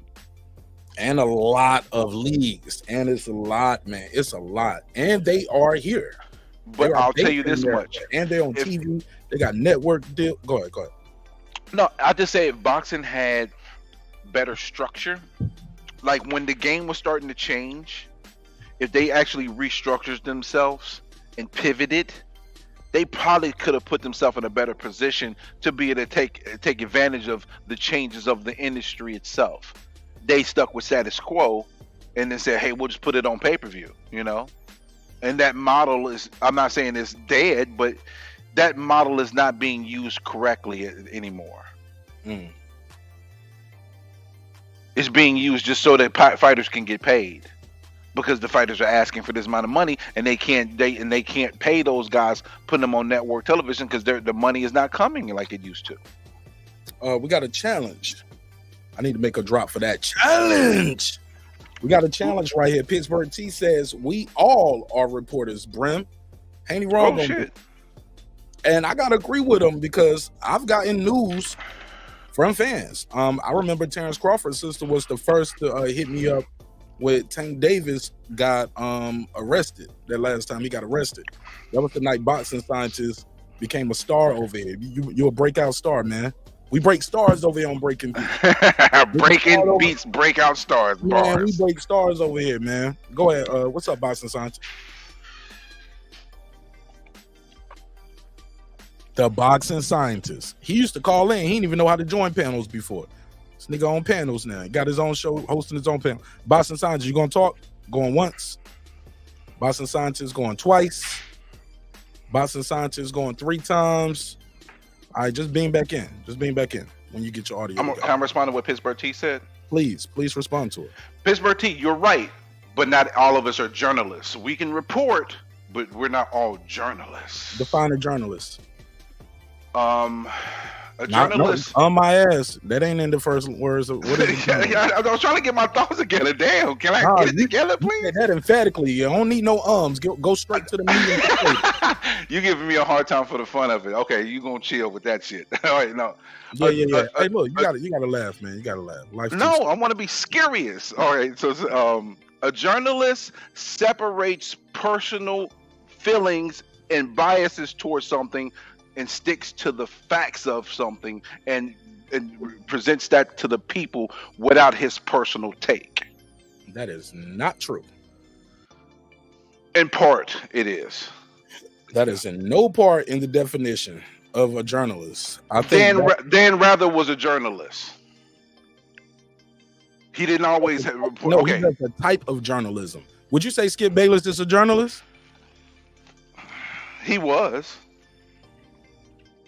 He is. I mean, you can still say he is, but to me, he personality. Used to be, he's a personality now. He used to be a journalist for real, though. So I was wrong about this saying personal opinions because some journalists speak on their personal opinions about certain things. That's what I was trying to tell you, because even with Skip, when he was a journalist or a columnist, he will always give his personal opinion. Yeah, he should, especially about the Cowboys. So yeah, I stand corrected. I am incorrect, Mark. I am incorrect. Yeah, people give their opinions all the time. It's just a different type of journalist. Do you go into it saying, hey, we just giving you the facts only, like Channel 6 News. We giving you the, but if you look deeper into that, even those people paint the story a certain way. If you're like me that covers, I'm somebody that covers the news. I cover other stories that the news reports. So I'll find a good story that I want to cover, and I'll see it on the New York Times, but then I'll see the local news, how they reported it. Then I'll see how ABC reported it. And I can find little things. And I was like, oh, you kind of added your own little slant to that.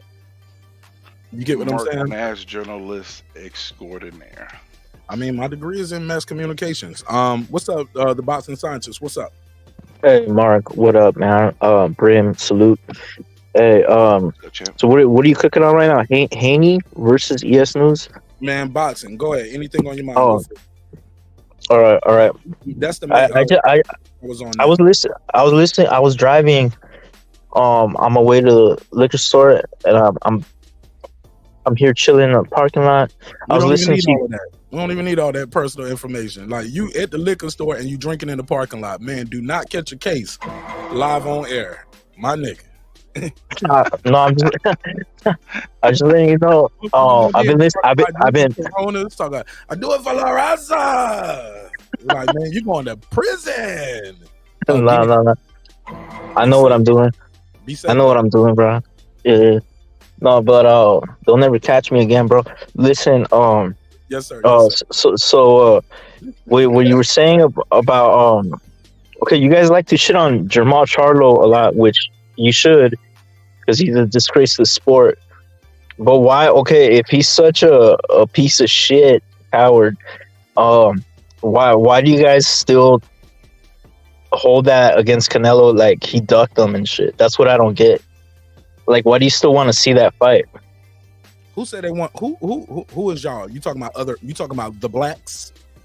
No. Marqnash, and you can't say brand. No. I think it was you, Mark. I think it was you, Mark. You said, you said, oh, you brought up the franchise belt and how he ducked them and shit. I did not use the word with Canelo ducked. I did not use the word duck. I said mandatory. I said since when I brought up John Ryder, and I said I get it, he was his mandatory, but I said since when has mandatories mattered to Canelo? He does what the fuck he want to do because he's the cash cow. That's what I said. Oh, I see. All right, I just want to clarify that because sorry because you hurt my feelings. I apologize. I don't want to hear no more.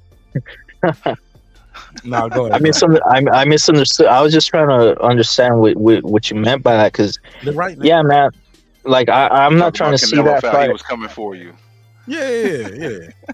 I be seeing them on his channel. They be going in on the other Mexicans like, yo, I be seeing you on these channels, and you don't defend Canelo. You don't take up for the race, man. You gotta stand up for our race. You let these, how you say the mariachi? Blood out. Is this blood in, blood out? Mariachis disrespect Canelo, and yo ass just sit up there and take it. What kind of Mexican is you? Man, they be going in. Boxing scientist, you hear this guy? This guy's on his blood in, blood out, man. I love that movie, though. Man, this is a great movie. Tonight. Y'all better pay attention, man. Y'all know what y'all gonna get tonight. I'm in one of the moods tonight. Go ahead. Niggas don't snatch my shoes off. I told you that snatch your shoes. Y'all better be careful out here. You two will snatch your shoes. You want to support the show? Hit that PayPal, hit the Cash App. Go to marqnash.com, get you a t-shirt or something like that. Shout out to the Cash App we got tonight from Block Life. Shout out to Block Life for supporting the show. Rest of y'all don't give a fuck. But go ahead.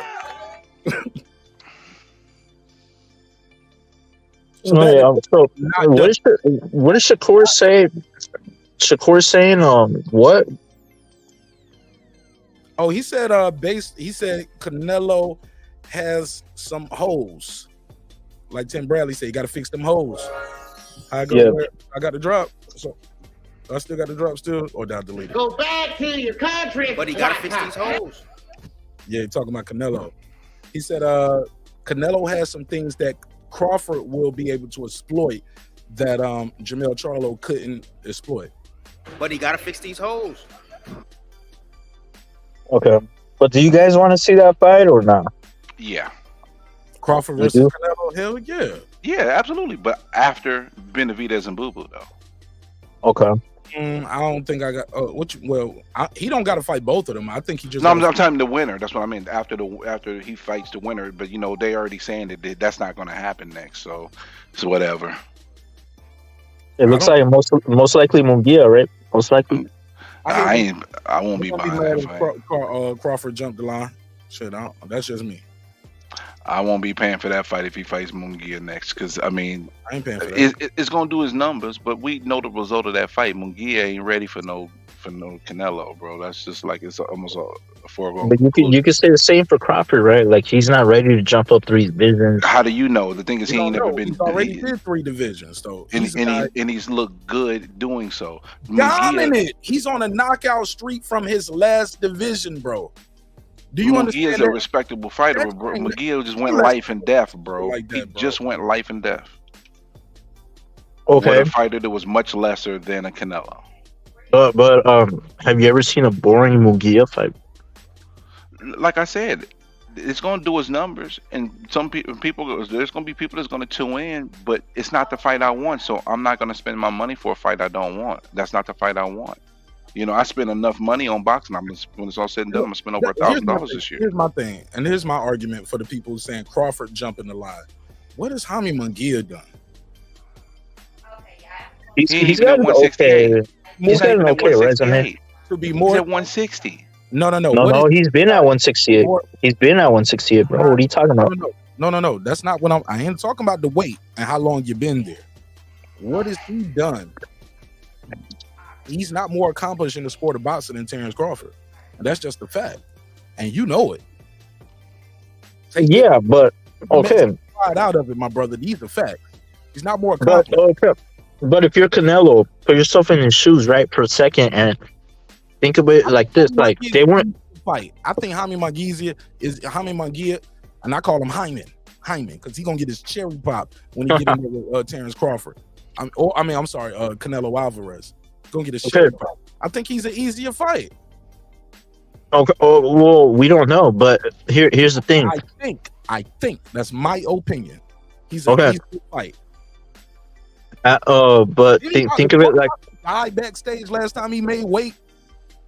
Didn't he just go life and death with old That's boy? why he moved. That was at once. I think that was his last fight at 160. That's why he moved up to 168. Wait, who was the last fight at 160? Let me pull out Haney Munguia. Yep, his last fight. He hasn't fought at 168. Like I said, he hasn't fought at 168. I thought he just. He has. No, who did he fight at 168? Yeah, their last fight. I think his last fight was at 168. No, it was at 160. Devin Shinko was at 168, bro. Super middleweight. Yeah. Oh yeah, super middleweight. He's had a couple. He's had a few actually. But like I was saying, look, Mark. The thing is, if you're Canelo, you're looking at it like, okay, they didn't give him credit for Charlo, even though Charlo is a huge weight bully at 154. He's not gonna go back down to 154. I don't care what he says. I guarantee he going back down to 154. He ain't going back down, bro. He about to get that champion money. Bro, he's about to get stripped right now. Today's the last day for him to make a deal for his IBF. So what? Or it goes to person bet. He's about to get stripped. And he will still have. He has no plan. He obviously has no intention of going back down to 154. He looked emaciated. A big ass cash cow, and guess what? Then he can be a 2-time undisputed if he beat those other 2 champions again. I'm not counting it on it. If I say it, cool. I'm not counting it. I'm leaning. The way they move and the way. But you know what? He might go to 160 because 160 looking good, and he'll probably be able to get a title shot early. Exactly. He might go to 160. Yeah, but his brother's about to go to 168.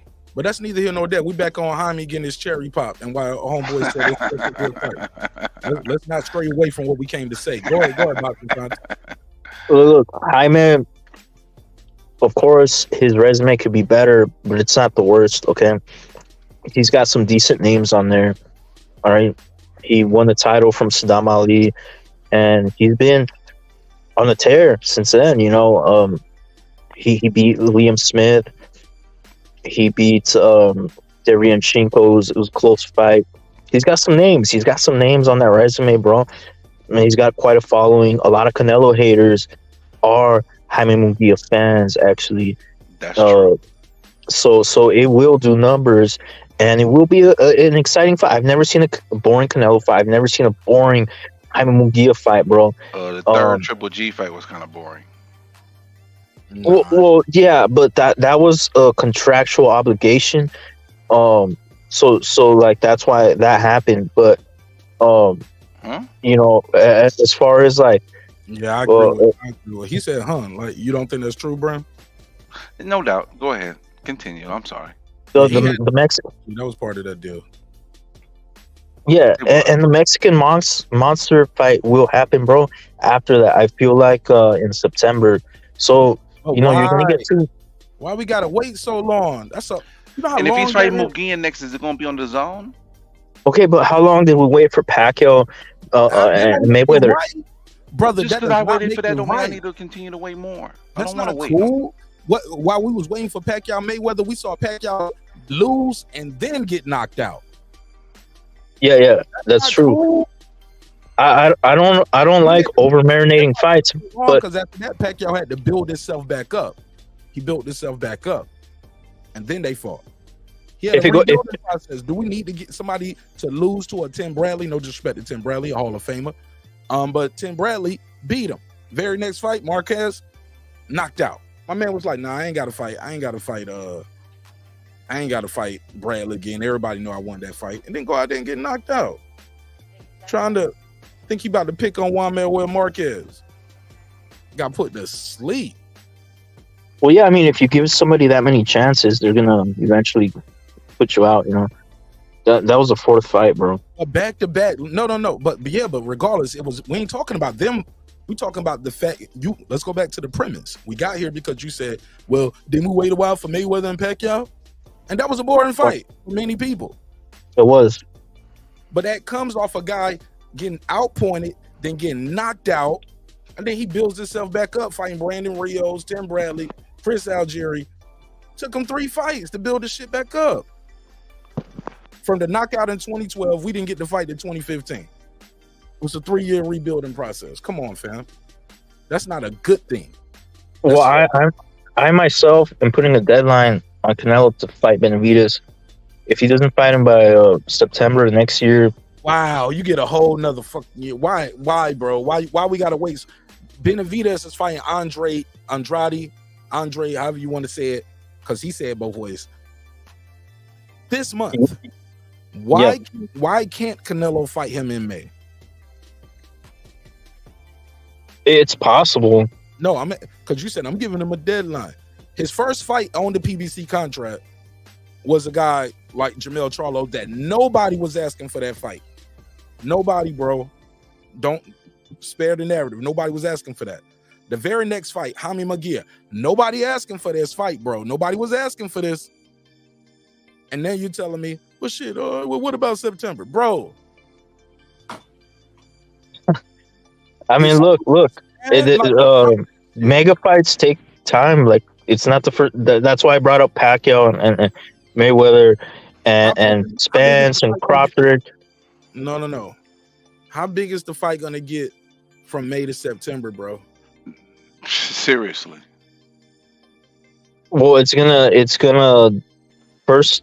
Canelo's gonna take out one Mexican, and then he's gonna take out another one, right? To see it's a process of elimination, right? The Mexican fan base is going to be consolidated because the Mexican fan base is divided right now between Munguia fans, Mexican Monster fans, and Canelo fans. Yes, we are divided.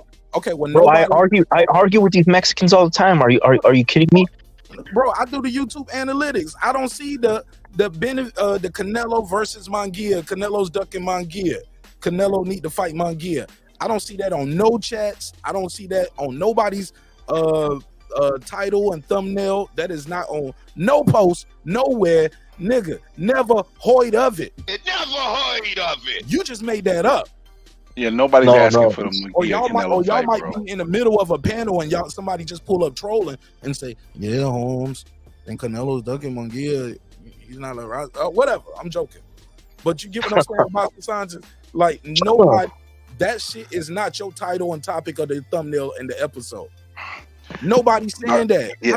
Boxing scientists. The large percentage of people is not calling for this fight, for a Munguia Canelo fight. He just got the 168. Nobody was asking for that. 9.8 out of 10 people is gonna say we want to see Benavidez or Boo Boo. I prefer Benavidez. I prefer Benavidez as well, but I wouldn't mind a Munguia fight, bro. You know it's gonna be fireworks. You know why I mind? Because at some point you gotta give us the fights that we want. At some point you got to. he's okay with the whole year of 2022 going by, didn't get it. 2020, and he was like, okay, well, he had a contract. He had to fight this guy. He okay. 2023, whole year go by. He only fighting twice a year. So this year, you got John Ryder and Charlo, some shit you didn't ask for. Then you got to go to next year, 2024. Gonna fight Haney Munguia. Allegedly, he might be fighting Jamal Charlo after that. And if that fight happens, I'm definitely tuned. You get what I'm saying, bro? And dude is okay with that shit. He like, well, it's okay if you give me Haney Munguia because I think I'm gonna get this next. Man, that's somebody. That's the whole horse. Jaime.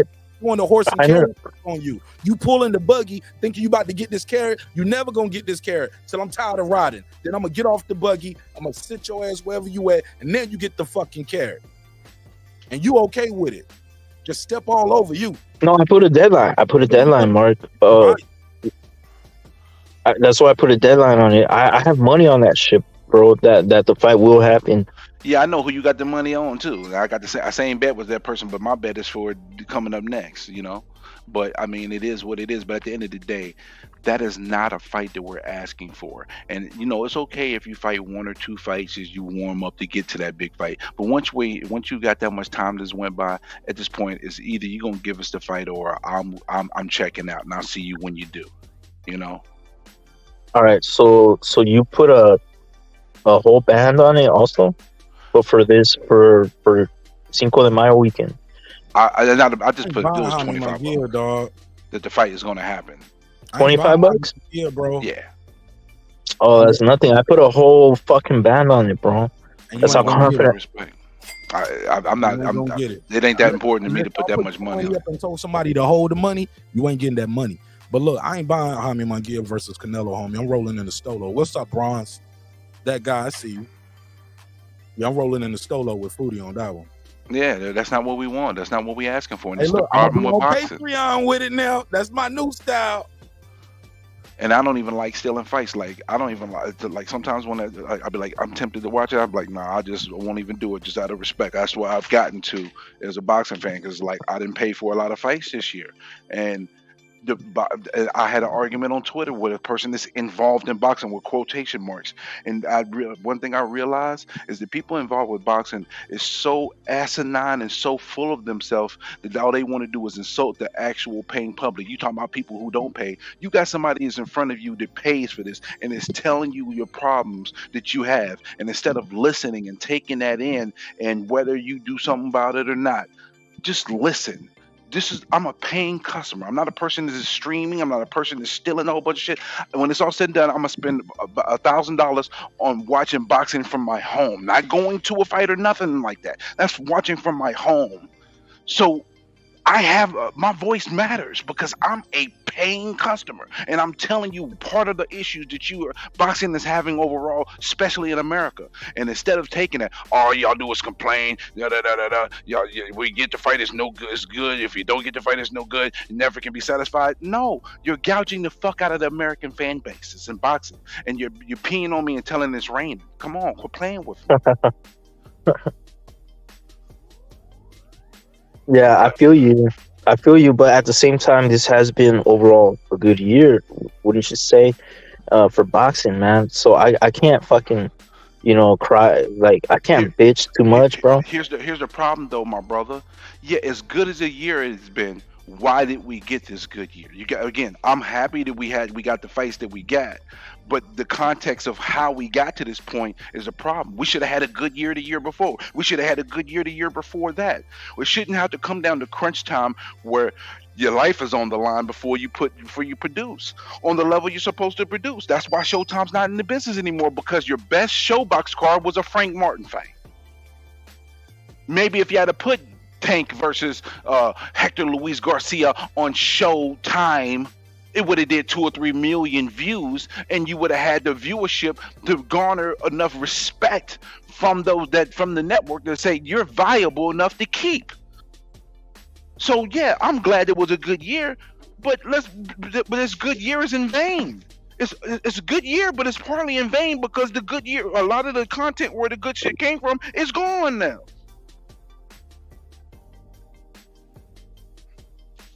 Okay, so you have no hope for next year, or what? I didn't say I don't have no hope, but I mean, So it sounds like. no. Well, I mean, where we stand right now. Oh, last time I checked, PBC is in limbo right now. How low can you go? How low can you go? They in limbo, bro. We don't know where they going, and it ain't looking great. The prospects don't look great. We're losing networks. We're losing broadcast partners. That means we're losing fight dates, and now that's going to affect not only the top end fighters. That's going to truly hurt the boxers that is coming from amateurs to look to build their career, because there's not going to be enough fight dates to put on these fights. So I'm not going to be a pessimist, but I'm going to be a realist, bro. This great year might be in vain. Because what does it set up for 2024? What we got more questions than going into 2024 than answers. Am I wrong or am I right? There's a lot of questions. You're not wrong about that. I just prefer to be optimistic about it, you know, and it's not over. You know, Canelo's career is not over. Next year, he could give us that mega fight, bro. I'm not gonna give up hope on that. See, I'm not being pessimistic either, though. But I like to be optimistic, but I'm only going to be optimistic within the realm of reality. And right now, the reality says to me, bro, PBC don't even have a network right now, bro. And we don't know if they're actually going to get one to field fights for these fighters. So what are these fighters going to do? What are they going to do if that happens? I think some of them are gonna go back to Golden Boy, you know, and some of them might go to Matchroom. PBC might end up in the zone itself, bro. I mean, where else are they gonna go? But every sign is showing that they don't want to go there because they want autonomy. Because the zone knows the boxing business, so they're not gonna have the full autonomy that they've had. And then on top of that, I lost my train of thought for a second. Because you was talking a big word, nigga. Now tell us what that word mean. What? Autonomy. What you say? Autonomy.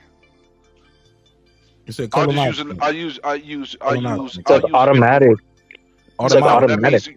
Basically means control, full control. I know what the word means. I was just saying that to be facetious. I want to challenge you on that. You don't think Showtime knew the boxing business? It ain't that they didn't know the boxing business, but from outside looking in, it looked like Steven Espinoza worked for Al instead of the other way around. But that doesn't mean Showtime didn't know the business, though. Showtime knew the business. Yeah, that's a good point. They do know the business, but at the same token, PBC with Showtime, unfortunately, when it came to their regular programming, was not effective, and therefore now they're not here. That could have possibly been alleviated if Showtime set a standard and an expectation for what PBC needed to produce on a consistent basis. Now, you don't wait till dire straits to do that. You do it from the jump street so you can feel the product that is successful, that garners enough numbers and enough viewership to substantiate itself.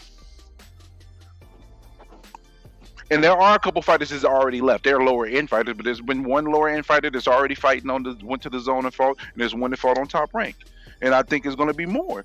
As each day goes by, the limbo gets worse because let's say we get to the beginning of the year and they still don't have a deal. What the fuck is going to happen with all those fighters? They're going to have to do something. I'm pretty sure these guys, all these boxers, they'll find a home, bro. At least the good ones, the ones that are worth it. Look, it's not like, oh, I'm just gonna go and become a fucking carpenter all of a sudden. No, bro, they're boxers. Like, what the fuck else are they gonna do, bro? Come on. Become a carpenter? Shit. Broner fought a lawyer. Shit. So why can't you have another career? I'm not going to limit these men with their capabilities. The only thing they can do is box. Most of them are just going to continue boxing, whether it's under PBC or his own. Yeah, you're right. I'm match. just being silly as hell. But you know that goes into another problem. A lot of the best athletes that come from America that used to go to boxing, they're not going to boxing now. They're going playing other sports. You know, that's one of the things that's hurting American boxing. That some of the best athletes, they're not choosing boxing. Some are, but it's less than it used to be.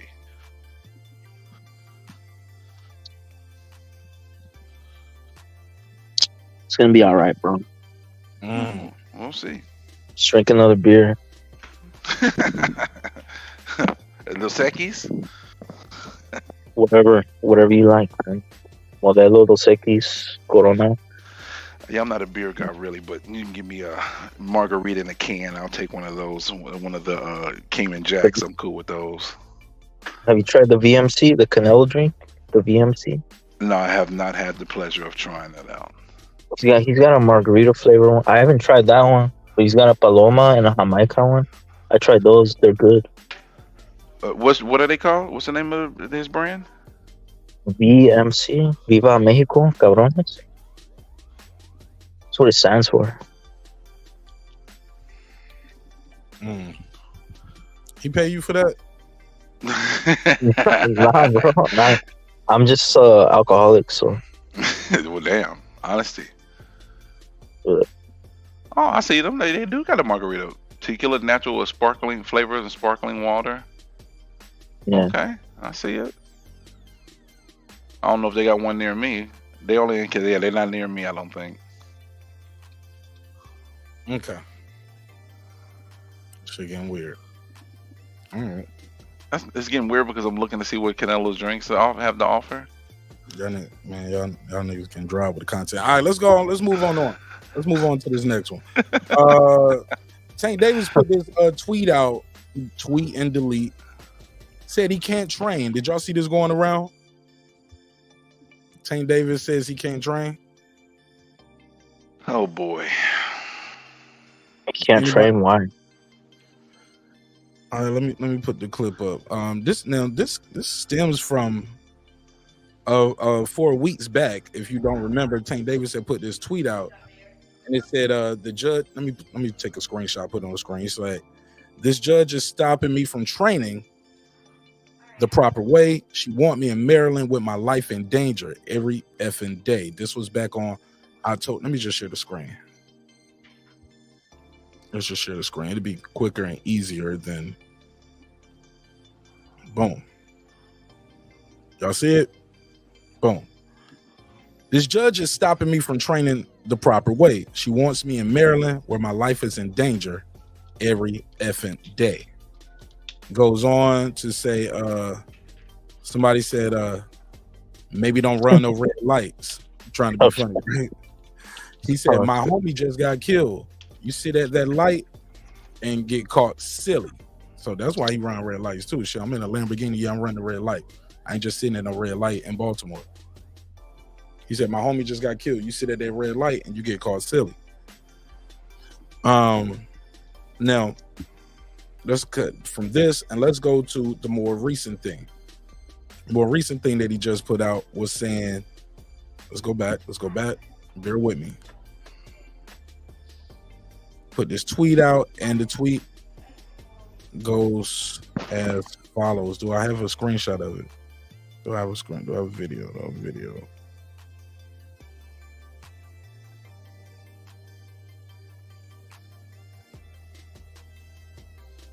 Fuck.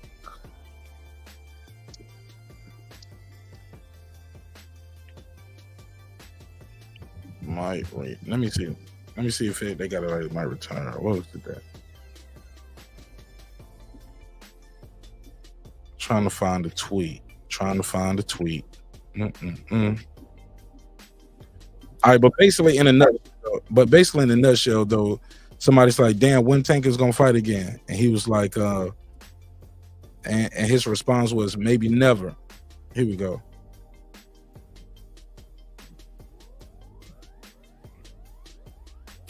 Showed on the screen. Some fan tweeted out this. Man, when is Gervonta next fight? I need a trip. He replied, maybe never. The judge won't like me. Pretty much let me leave for proper training. Might be over. Is this cap or fact? Is this capping? Is this for attention? Like, does anybody out there really believe Gervonta Tank Davis is retiring from the sport of boxing? No, he's not retiring, bro.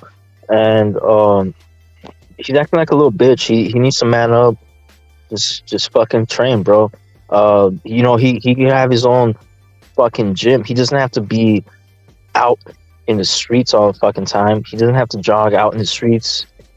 You know, he can afford a treadmill, this motherfucker, you know? Like, come on, man. I mean, but maybe he's used to running certain hills and mountains, getting certain altitude, certain type of heat that you don't get in Baltimore. You get that. Well, you stay your ass out of trouble so you can. He only been on probation for 3 months, and you expect him to let you go travel and be somewhere for 3 months to train? All right. Yeah, right. You got the circumstances based on your own actions. You have to deal with them appropriately. And you can't expect them to give you the ability to leave that state for 3 months to train. You better train your ass where you at. That's where you came up at. So get to work. I don't want to hear that bullshit. That's right. Damn,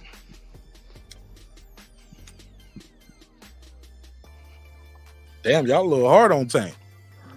Yes, I'm a fan of Tank, and I can't defend a work release, a work break, like ankle monitor for 3 months. For 3 months. Hey, Mark. I'm the one that was defending Tank when he got falsely accused of domestic violence. I was the one sticking up for him, and everyone went in on me, bro. This is from that car accident. He pled guilty to that. Doesn't matter. Now you're saying I'm going hard on him.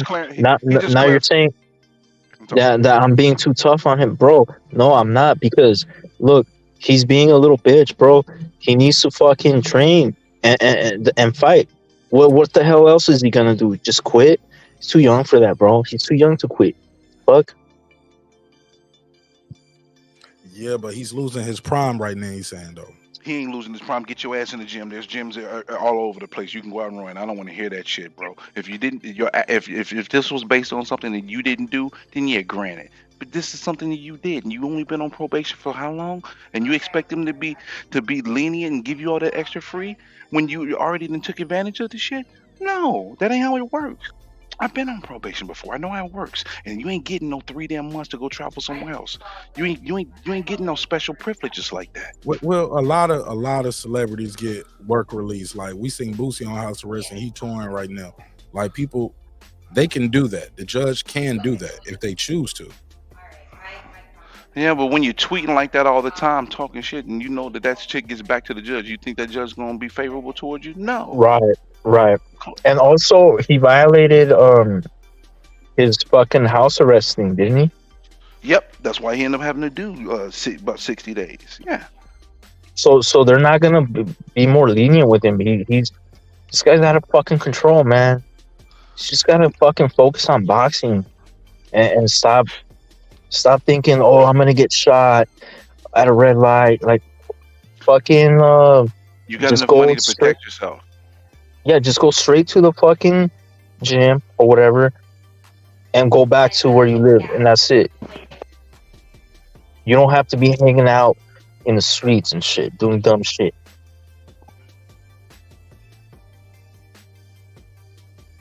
I don't know about that. But look, man, you got a regiment, right? I get it. I kind of get what you guys are saying. Like a guy like Tank, he got the money. He can fly to South. He can fly into sparring partners, right?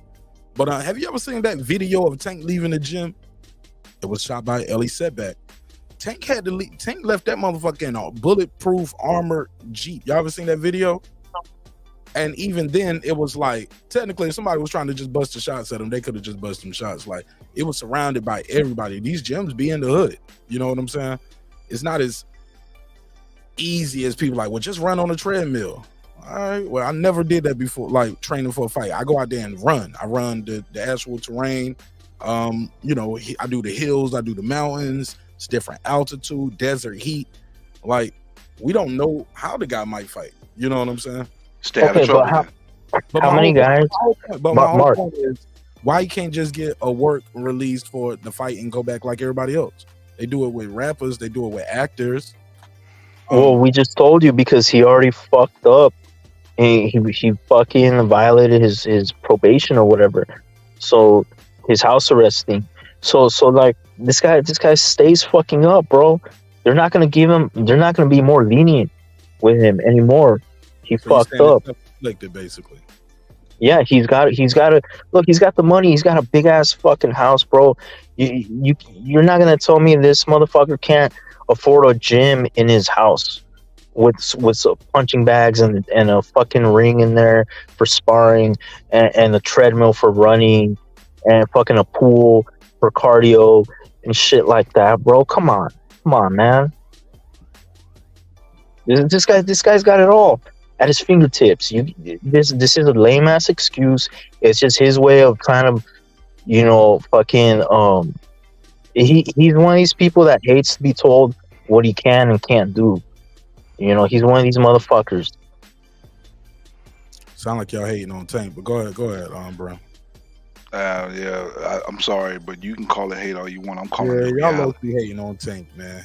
I'm not hating on Tank. It's reality, bro. The man got in trouble, bro. He is responsible for his own actions, bro. So And if he had never got in trouble with the house arrest, maybe he probably could have been able to do that for maybe a month or two. But after getting in trouble and you've only been back home for a couple months, don't expect any favors. Prepare for the worst and hope for the best. I used to defend Tank, bro. I can no longer defend this sort of bullshit, bro. It's just he's not learning. I'll just wait till he gets till that fight happens, till the big fight happens, and then we can talk about it. But when it comes to me arguing about Tank and all that, I'm not doing it because he doesn't give me the grounds to be able to do so. I think Tank's a great fighter, and I think he can beat most of the great fighters. But until then, I can't sit here and cape for him. I'm Clark Kent right now. I ain't Superman. Where's the caping though? Where's the caping? People defending his resume, defending how they've moved him overall as a fighter. And the thing is, we're supposed to be just fight fans. We should want to just see the best fights. Why am I sitting here going to cape about it, about him not fighting the best fights? I'm not going to do all that. Not going to do it. No. I care about the fights.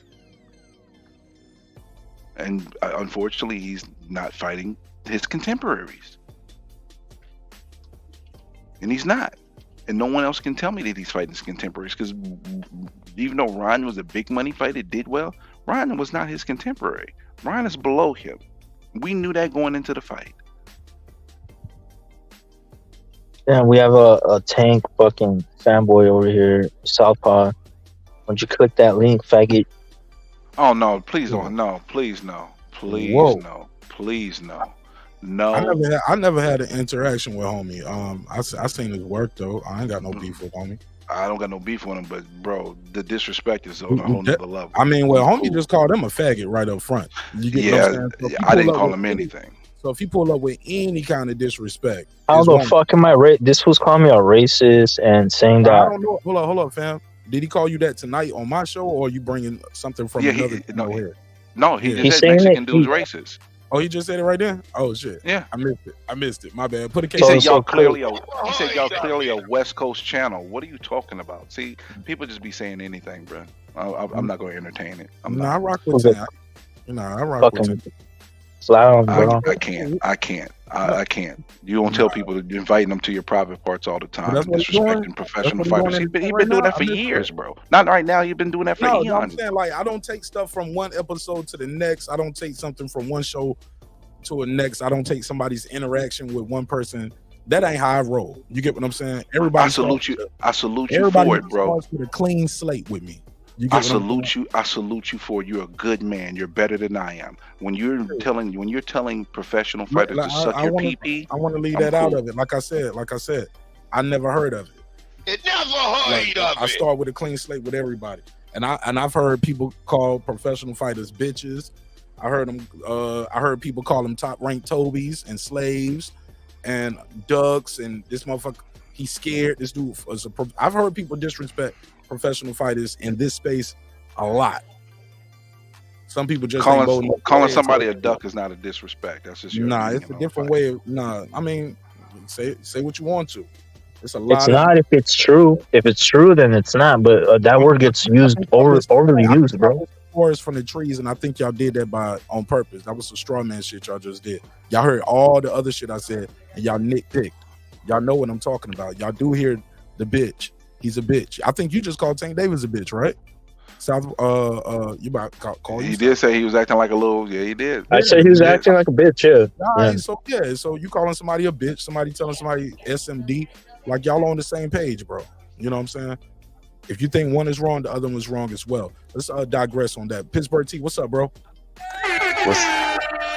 It's not true.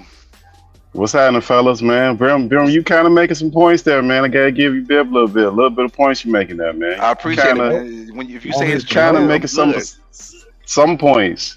I mean, that Haney stuff from the other section you did, I don't get the whole attacking people that don't agree with you, that are reporting stuff. I don't get the value in that. That's his opinion, but I don't see as a person that's in the sport that I'm gonna have people covering it. I don't see why you want to do that kind of stuff. You just don't even have to even do that part of it. As far as this subject that you guys were talking about, Brim's kind of right. He kind of made his bed, so he got to kind of lay in it. And for us, it feels like, me personally, it just feels like, you know, you're a privileged millionaire and you're crying about a situation that you got yourself in. So that's how I look at it. And you just got to deal with what you got yourself into. Amen. Amen. Amen. Y'all niggas weak. Wow. You said we weak, Mark? That's some weak ass shit, man. Everybody else get you about to put on the cape right now. I can feel the cape. You can't everybody else get I'm reaching for it, Brim. I'm reaching for that damn cape. I see. I'm reaching for that damn cape. You know, I be on some cape of that shit sometimes. Super Nash. I don't give a damn. It's my feelings, man. It's my thought. Hey, look, I'm just saying I get it, but a lot of y'all just don't right to. Just feel like y'all don't like Tank Davis. You know what I'm saying? I love Tank Davis in the ring, but I gotta keep it real, bro. If y'all was to get into some shit and the judge told y'all couldn't work for a year, you'll be like, or you like, damn, man, my job is in Las Vegas. That's where I work at. Nah, you can't go to work for a year. Y'all be like, oh, this some fucked up shit. Y'all will be indisputable with Dr. Rashad Ritchie and the Young Turks trying to get some shit started. Come on, fam. And the judge won't be paying us no attention. That's the difference, though, Mark. The judge would do what they do, and that'll be the end of it. Yeah, we wouldn't be having no outreach. Especially if I went to jail for violating and then only been 3 months back out. Like, come on. Well, the violation was part of the issue. It's like, yo, this was a Calvin Ford got a 1-bedroom apartment type shit. You know what I'm saying? That means you should have bide your time. Let your probation officer know, hey, listen, I bought a new home, so I would like to have my address changed in the upcoming months. There's a process to this. He wants to skip the process. The game is the game, Ghost. I thought his probation officer knew about what was going on. Did he take the time? I don't know because I'm not in his. And he told his lawyer, and the judge knew it. Like, he bought that shit. Man, whatever, man. It is what it is. It's gonna be what it's gonna be. Y'all don't fuck with Tank Davis. Oh man, nah, we just ain't messing with the excuses, bro. We ain't messing with the excuses, bro. So me holding the man to a standard that he should hold himself to means I don't like Tank. Wow. Yeah. Hey, Southpaw, call in and cook their ass. 446921766. Nobody hear nobody crying, bro, about a rich man that fool ain't got nuts. That fool Southpaw's a bitch, bro. Yo, do me a favor. Don't listen. If he gets on, I need you to chill, please. No, boxing scientist. Oh, he gonna be quiet. This fool's telling me to cut his grass and shit. Like, fuck you, man. Fuck that. No, this fool's gonna catch my hands, bro. He's gonna catch my fade. Fuck that. Don't tell me to hold back. Fuck that. Tell him to fucking chill the fuck out, man. Hang up. You don't got all emotional. You cut me off. I ain't say shit to you, nigga. No, I'm not. Well, cause look what the fuck this faggot's saying in the chat, man. Fuck you, man. Fuck you, South Panocha.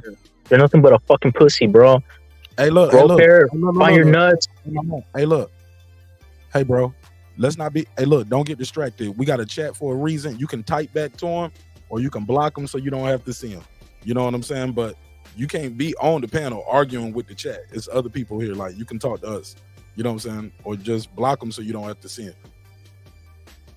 But we can't be on the panel arguing with the chat because he'll keep typing and you'll just keep talking to him. Like, we up here. You know what I'm saying? But it seems like he getting to you, though. I don't even know what he said. Oh, he talking about your mom? Oh, man. Come on, Southpaw, come on. He would never say that shit to my face, though, bro. Yeah, y'all, look, y'all can deal with that on y'all channel, man. Let's get back to the boxing, though. He's scared to come to my channel, bro. He's scared to come to my channel. Like I said, let me host this shit, bro. Let's focus on the argument. Let's attack the argument, not necessarily the person. You know what I'm saying? Because that shit just get toxic and it gets nowhere. Y'all in different states. Y'all ain't about to see each other and y'all ain't about to fight. So that shit is just cat. You know what I'm saying? It's just shit just get people triggered on the internet. But but basically you guys sound like my boy KP from KC5. He said Tank Davis' wounds are self-inflicted. You guys, now everybody on the panel is pro-police, pro-judge. Oh, come on. Now the judge is right.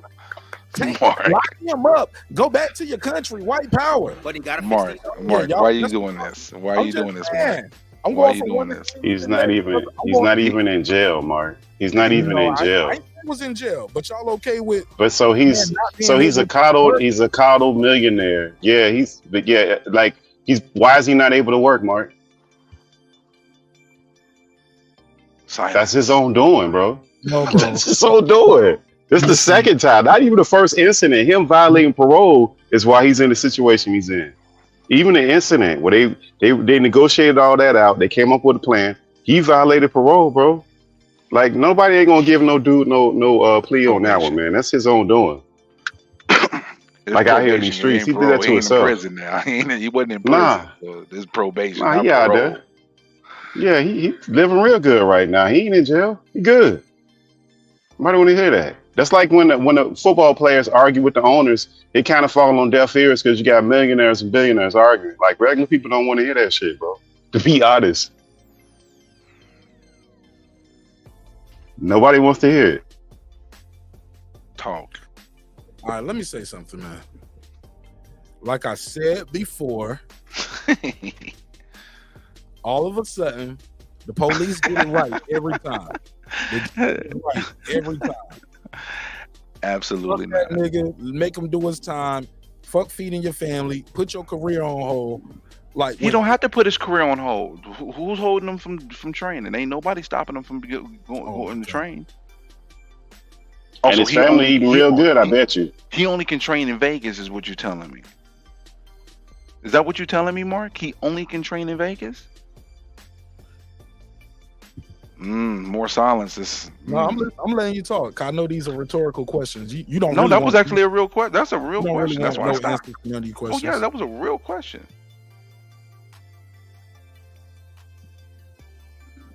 No, Mark, you put me in a weird position because now I gotta agree with Grim 100% of the way at this now. See that this is not only train in Vegas, but that is optimum for his performance. Well, that means you need to put yourself in an optimum position so you won't have to be in this position. In Vegas, like, I didn't say that, but that desert heat ain't the same.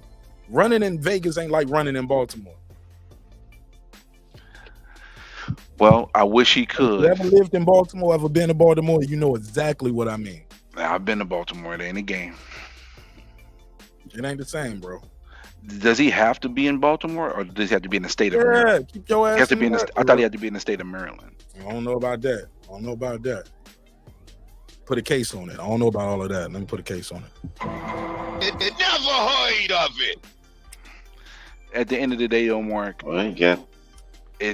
he's here because of not what we did as fans, not because we didn't buy the pay-per-view, not because Ryan Garcia landed a shot on him, not because PBC lost their network deal, not because anything other than his own actions that got him in this position. And then after that, he probably could have set himself up to be in a better position if he had played the game how he had to play it, fair or unfair, because life ain't fair, unfortunately.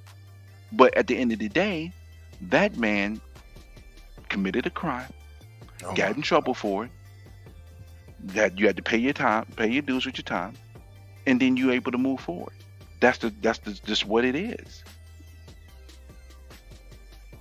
It's not very difficult. It's pretty straightforward. And bro, you trying to tell me the man didn't understand that he couldn't leave? He was supposed to be at that trainer's house, apartment, whatever. He didn't understand that. Like that's mind blowing. How did that not get conveyed that he wasn't supposed to be at Calvin Ford's place? You know what that happened. He violated in the first place. Pittsburgh, you know what happened. He didn't have enough patience to try to wait out the situation so he can be able to have his stuff transferred to his new home that he bought, and by doing so, he tricked himself off. Hey man, well, you know, it's consequences of everything. Knowing the unknown, man. And the law don't give a damn about nothing what we got going on, man. It's they very only care stiff. if It's the not police leaning officer does these it. celebrities. Yeah, and they don't copy no leeway, man. They don't give a damn about what we got going on. I'm not saying it's right, but that's just what happens every day. And by him having money and a lawyer and a mouthpiece, he gets treated different. So for him to violate that, it just don't make no sense, man. He ain't gonna get no sympathy out here, man. Cause Tyrone ain't getting no plea deal. He ain't getting no probation like that. And he ain't gonna violate and then still be out on the streets after he violate the deal. That ain't gonna happen. Pittsburgh T, that's true. That's true. That's true. It's simple, bro. Because listen, I was on parole for what is it? How long? It was supposed to be for 6 years. I was gonna be on parole. You know how long I was on parole? 1 year and 7 months. Why? Because I didn't play no games. I followed the rules, and I had issues with my first parole officer. Why? Because I went to spend time with my niece and nephews. I lived in New York. For me to go to Connecticut is a simple train ride. Oh, you know, you keep on trying to go to Connecticut. I'm going to spend time with my family. All I do is work and handle my business. What's the problem? You know? I had problems, but I navigated through those problems, followed the rules, and then when I moved to Brooklyn, I had this fine-ass parole officer. Woo, Miss Johnson. Woo-hoo! Man, she was fire. And I literally 6 months after that, I was off. I came home in 2005 Man, and was you must off. smashed her, bro. You bust I her wish, down. I wish, man. I You wish, bust bro. her She was down. fire. I wish, bro. Yeah, he went somewhere with that one, man. He went somewhere. He left the whole internet went there, man. I wish, bro. She was fire, bro. Like ridiculous. And she and the thing is, she was older, but she was. I think at that time she was like 41, and she looked like she was like 20. It was crazy. And she like, you conduct yourself so much older. So I'm like, oh, you gassing me right now? But don't play with me. But at the end of the day, I did what I had to do. And by me doing what I had to do, it gave me leeway. And they cut me off dumb fast off of parole. Why? Because I did things I needed to do to put myself in a position to do so. So if you cooned, I don't think marching for the rights of people, for black and brown people who's been incarcerated and helping people who had substance abuse problems and getting up on the radio and volunteering and all that. All right, I think you put it like that. All right, whatever. I don't think that's cooning. So you had to do all of that to get. Damn, bro, you making headway everywhere, man. You making headway everywhere, bro. You got me agreeing. Bram, you got MARQ agreeing with you. You got me agreeing with you. You kind of on fire tonight, bro. I've been on fire for about a week and a half, 2 weeks. I ain't gonna lie, bro. I've been on one. I knew that was coming. I don't know about that. I have been though. I've been on point, bro. You know, like I mean, I don't know if y'all have seen it, but have y'all seen the BoxRec rankings? You might need to add that on the back end of your topic. Oh my God, it's so horrible. What they do? All right, the all-time 168 rankings has Boo Boo as number 6 all-time at 168. Hold on, say that again. The all-time rankings at 168 on BoxRec has Boo Boo all-time, all-time overall. All-time has Boo Boo number 6 in the history of the world ever fought. That's correct, and it had Boo Boo number 6, and there was no Roy Jones or James Toney on the list. I don't think that's for this. I don't think that. Who did they have up there like from yesteryear? Well, the most yesteryear they had was Calzaghe. Wow. That Canelo won, even though he only had 7 fights at 168. But the fact he had undisputed means something. So the first 3 people was solid. You know, Ward, Canelo, Calzaghe, no problems. I might not even beef with Kessler because Kessler was a champion. But when you got Boo Boo at number 6 and you don't have Roy Jones or James Toney, it invalidates the list. It pisses me off because box records are reputable. You when you have man. something that bad. What you eating, bro? Oh, fruit snacks. I'm sorry. Yeah, go ahead. But when the You list talking is that about eating bad, fruit snacks, talking about the parole officer. Reminiscing, man. That's not true. what happened, dog. They get reminiscing eating. Cocktail in that motherfucker. That nigga eating fruit snacks. Y'all stupid. Y'all stupid. You did a reminisce there, eating fruit snacks. They free. In the Yeah. office, they got bags of them, so I'm gonna eat them. Wow. Free 99 work every time. Oh, stupid, man. But I'm just saying, though, man. I mean, at the end of the day, Mark. Yes, I would hope that Tank would get a fair shake. But you don't do yourself any favors by, tweeting out to the world where that information could get back to your probation officer and put you even more of a position of peril. Sometimes you got to play the game for what the game is. All right, let's see who this knocking on the door. How did he get done justly? Somebody knocking on the door. Tank fan, talk to me. Yo, what's up, man? This Southpaw? Yeah, man. What's up, man? Welcome. I love your channel, man. What's popping with you, G's? Yeah, man. Hey, y'all good. I just had an issue with the guy with the East LA Mexican accent. You could tell that when he spoke about, I was listening to y'all got some great conversation about Tank, but when the Mexican dude, the one who sounds like his mother don't know a word of English, when he spoke about Tank, you could clearly tell there was something behind it. And during the midst of the conversation, he admitted, he goes, yo, I'm an alcoholic. So, me, I'm not Mexican, and I know how they think. They are very racist against black people, white people, even other Latinos. So when a Mexican man says, I'm an alcoholic, and immediately he starts disrespecting Tank, talking about things that have nothing to do with boxing, he has an agenda. You know what I'm saying? And it looks like he's gone right now, but I just called to say, y'all got a great channel. I don't respect Buddy. I don't know how many subscribers he got, but I know he gets no money. I know he works a side job, more than likely hanging out at Home Depot until somebody picks him up to cut some fucking grass. Excuse my language. Oh, no, we be cussing over here. Okay, well, if somebody picks him up to cut some grass, okay? He's probably just mad because, my channel's doing good. It looks like y'all channel's doing good. I never heard of his channel. He's talking about I'm scared to come on his channel. Why would I be scared to click a link on the fucking internet? You know what I'm saying? When in person, he would probably run for his fucking life. Run faster than his mother ran to get to that border to jump that fucking ball. Oh, my God. Hey, look, let's digress on that. Look, let me get your take on this because you are a big Tank fan. You from Chicago, right? Yeah. All right, let me ask you this. What do you think about this? Tank put that tweet out, and he said basically his homie got killed sitting at that red light. People mad that he ran red lights and got into that accident.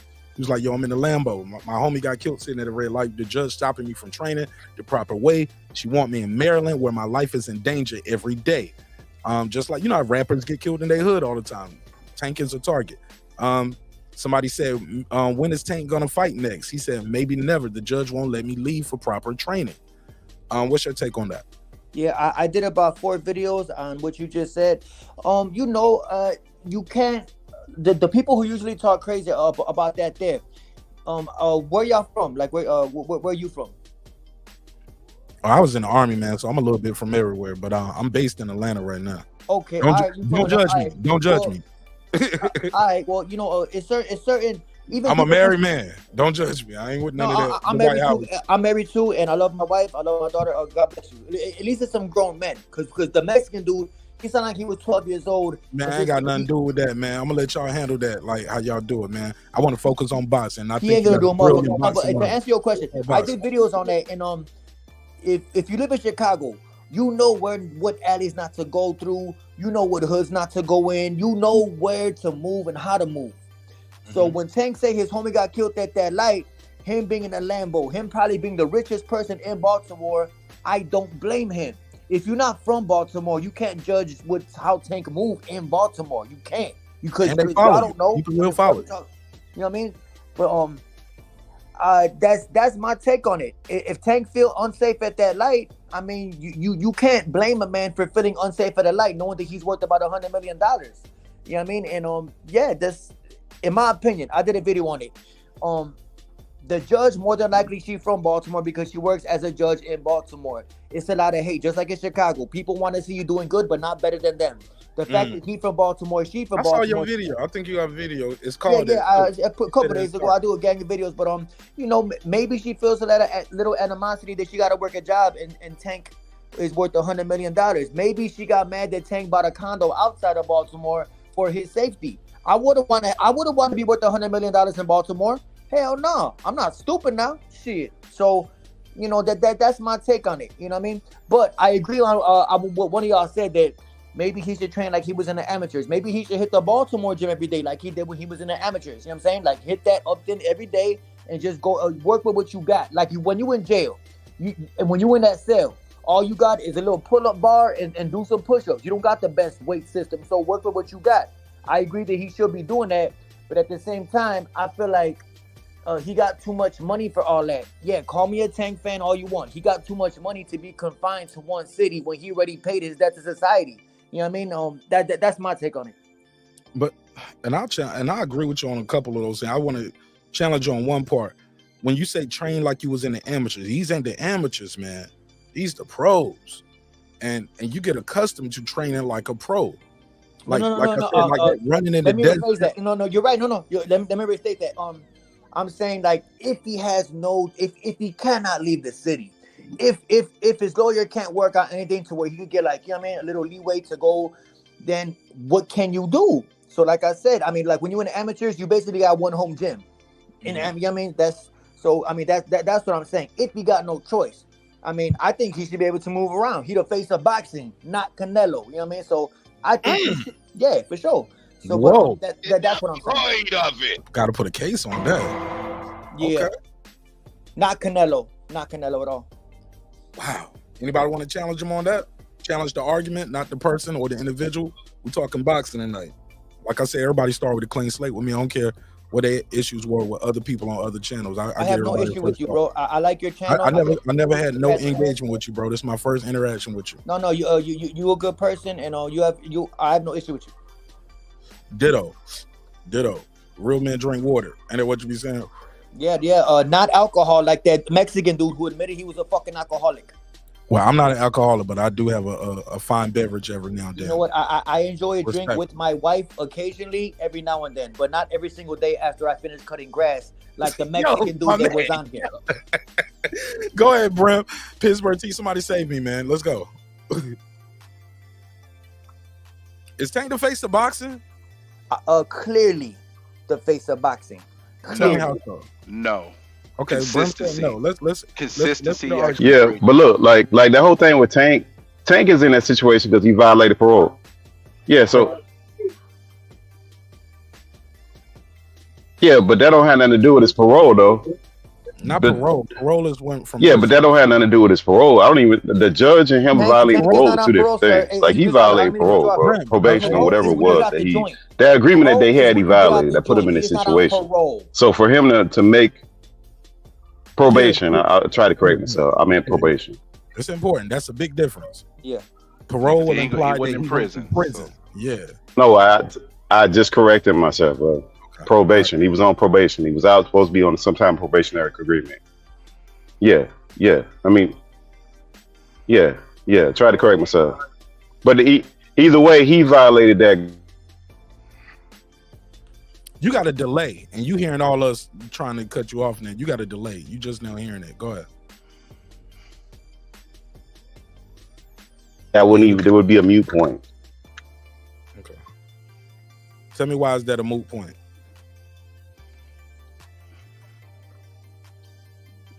He got a delay because he just now hearing the. Yeah, go ahead. Because if I got a delay, go ahead. Okay, you can hear me say you got a delay.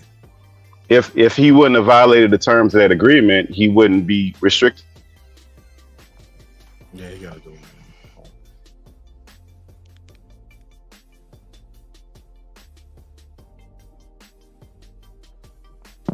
Yeah, he got to beam back in. Can you hear Go me? ahead. Yeah, I can hear you. Go ahead. You cooking? All right. So the reason why Tank is not the face of boxing is for a few reasons. Now, first things first, let's go ahead and preface this before I continue. Is that is Tank in position to become the face of boxing? Absolutely. But for me, the face of boxing is a few criteria. You usually, the person that fights you usually makes the most money they've ever made. You tend to do high numbers, high gates, accolades and championships. And Tank has a couple of those things, but he doesn't have them all. And then he had one fight that did this great pay-per-view numbers, which is phenomenal. And again, it's partly because of the dance partner. He didn't do it by himself. They did that together, right?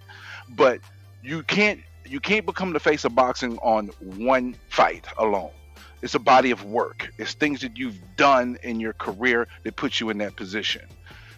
He hasn't quite done enough for me to give him that title, because consistency is part of why the person becomes the face of boxing. Now, if he goes out and fights Pitbull Cruz, I guarantee you he don't do those numbers. He ain't cracking over 250 if he fight Pitbull again.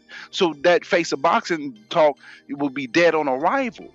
But if he fights the right opponent, those numbers will continue to trend the right direction. Now, he may not do 1.2 if he fights, I don't know, whoever he fights. If he fights Tio, let's say, for example, let's say him and Tio fights, even though we don't think that's happened, but let's say it did happen, and it did 850,000. That's phenomenal. That's only further cementing himself in position to become the face of boxing.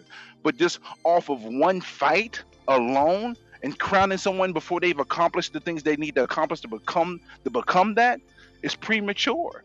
It's very premature. All right, fair enough. Let me take this call real quick. 817, you got the line. Brother, salute, man. This is the champ, brother. Champion Heart. Champion Heart, welcome home. Hey, Champion Heart. What's popping, my G? What's up, Graham? It's all good, brother. How you doing? Can't call it like an alcoholic, man. Hope everything's blessed with you, man. It's all good. Hey, good conversation tonight, man. Y'all definitely getting me down the road, man. I want to call in and chop it up a little bit. Talk to me. Well, Tank Davis face of boxing, true or Yeah. false? Nah, that's false. I don't agree with that. I don't agree with that. If not, then who? Who is? Yeah, he's got a. Who is? Man, I would go as far as to say, Haney. Out of all of them, I would say Haney. Maybe, maybe even Crawford, man. He said Devin Haney. Yeah, maybe even Crawford. It's Canelo. It's Canelo, and it's Canelo. And no, it's not Canelo. And when old boy was on the panel, then I understand. He should be ashamed of himself. Boxing scientist, just have the cape on, making all kind of excuses when he knows the fans want to see him see Canelo fight. In the videos, nobody wants to see him fight Madia. Facts. You know what I'm saying? And then the reason that he moves the way he moves is because, you got these, Canelo fans that don't call him out on his BS. It's like, yeah, you want to fight somebody 2 weight classes smaller? Sure. You want to fight somebody 3 weight classes smaller? Sure. I mean, come on, man. Yeah, you know what? Sitting right there. Mr. Mash, I agree with you 100% on that.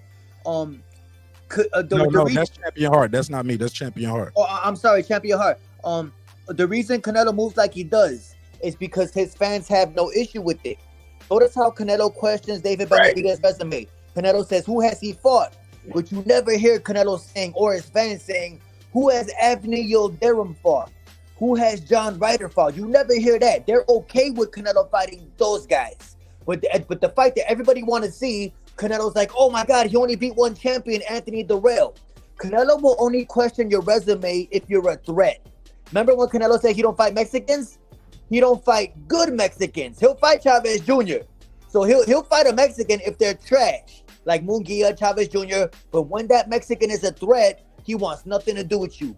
And keep in mind the clenbuterol, the franchise belts, the list goes on. Canelo has the most rehydration and catch weights in the history of boxing. I did a video on this. You can look this up. How the hell is a man the face of boxing when he had a fight in his home country of Mexico and they gave away 8,000 tickets? If he was really the face of boxing, he would sell out every country he goes to, not giving away 8,000 tickets.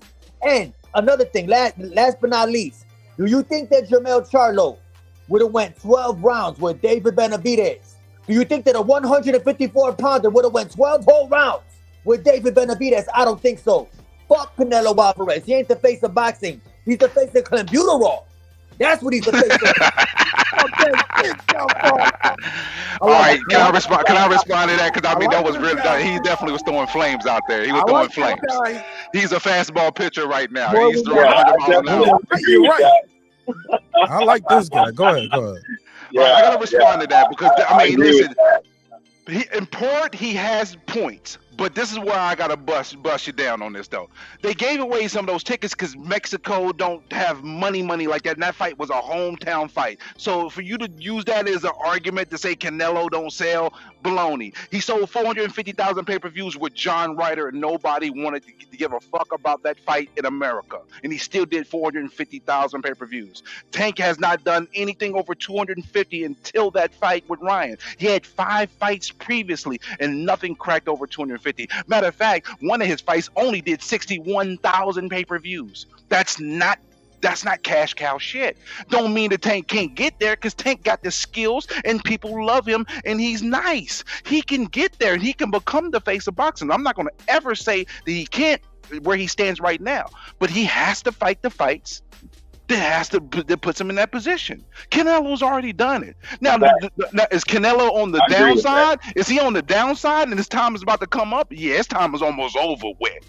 That's a fact. His time is almost over with. But until somebody else steps into that place and does the things that earn that title, I'm not going to freely give it out to someone. I heard people talk about Tyson Fury's the face of boxing. Bow down to Fury. That shit didn't last long. He went out like a chump, looked dumb. Instead of fighting for undisputed, he going to run and go fight a guy that hadn't boxed in the ring, and that guy was prepared with a great staff behind him and made Tyson Fury look like a chump. So before we go crowning everybody, let's let them accomplish the things that earn that title. Let them earn it. Don't give it to them. Let them earn it. That's why some of these guys act dumb and move the way they move, because we give them shit they haven't earned yet. That's probably why he's got in trouble in the first place, because he expects that shit. Let the motherfuckers earn it. You know what, sir? I like that you're being very respectful. I'm used to coming on channels where they just want to talk that gangster shit. You have a solid argument, and I respect your opinion 100%. I respect you, bro, because you're not coming at me. You're coming at the argument. You're not coming at me sideways. You're making a point about what you made. Actually, you threw brimstone just then. It was hard to come back to that because you was throwing brimstone out there, bro. And he still cooked you, though. Shut up. Brim trying to get out that pot. Brim trying to get out that pot. No, I'm in the pot, bro. I'm all in the pot, bro. I'm your foot on his neck.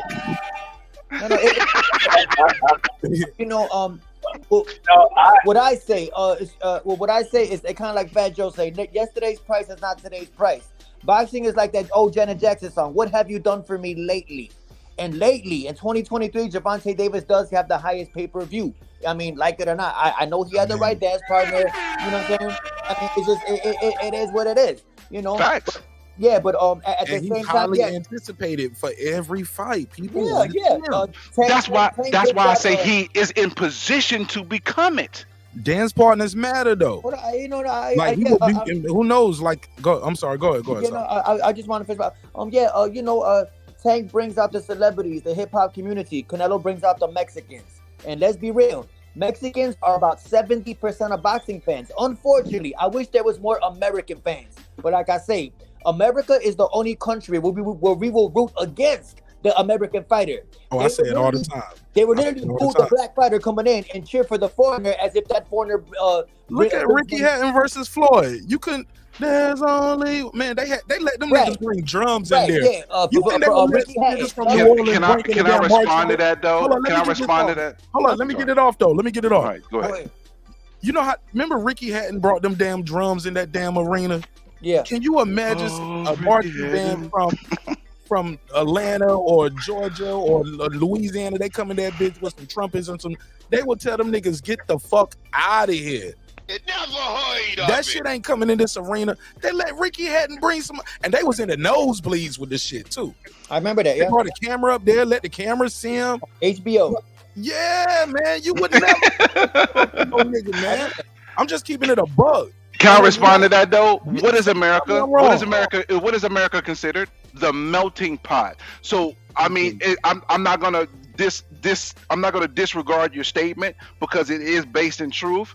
But part of the truth is America's a melting pot. You have so many diverse people. Man, certain parts of America is a melting pot. No, that's cap.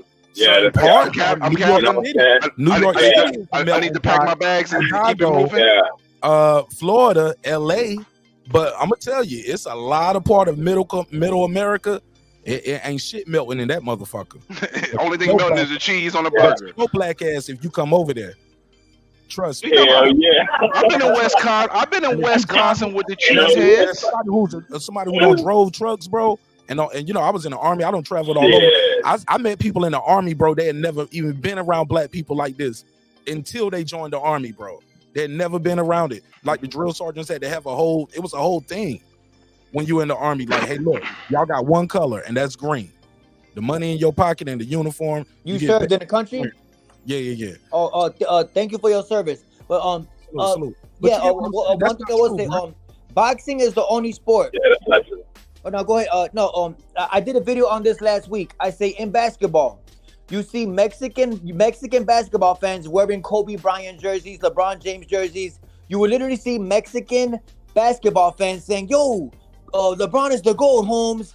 Only in boxing do Mexican fans not want to accept the truth. Every single great Mexican fighter have suffered their first loss to a black American fighter, just as Julio Cesar Chavez, Oscar Valdez, Canelo Alvarez. Boxing is a very racist sport. So like when you say the melting pot, like I said, the majority of boxing fans are Mexican. Very sad, but very true. I wish that Americans rooted for Americans the way the UK boxing fans root for the UK fighters. The way China roots for China.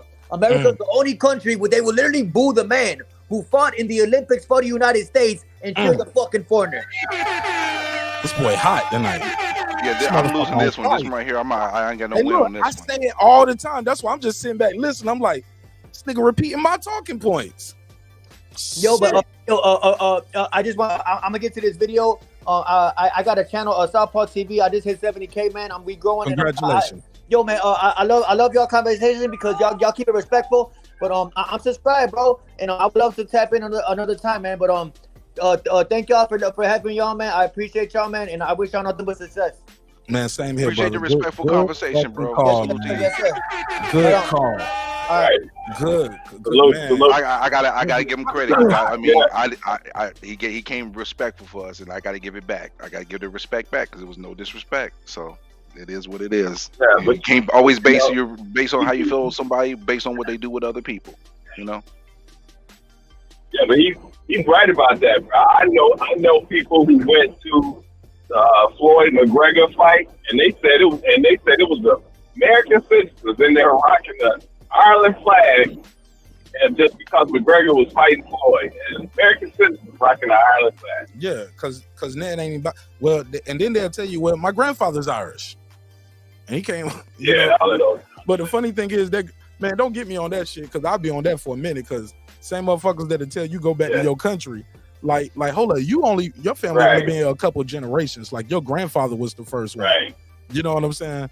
Where my great, you know what I'm saying? My family fought, like I tell people, my family been a part of every war this country's ever had.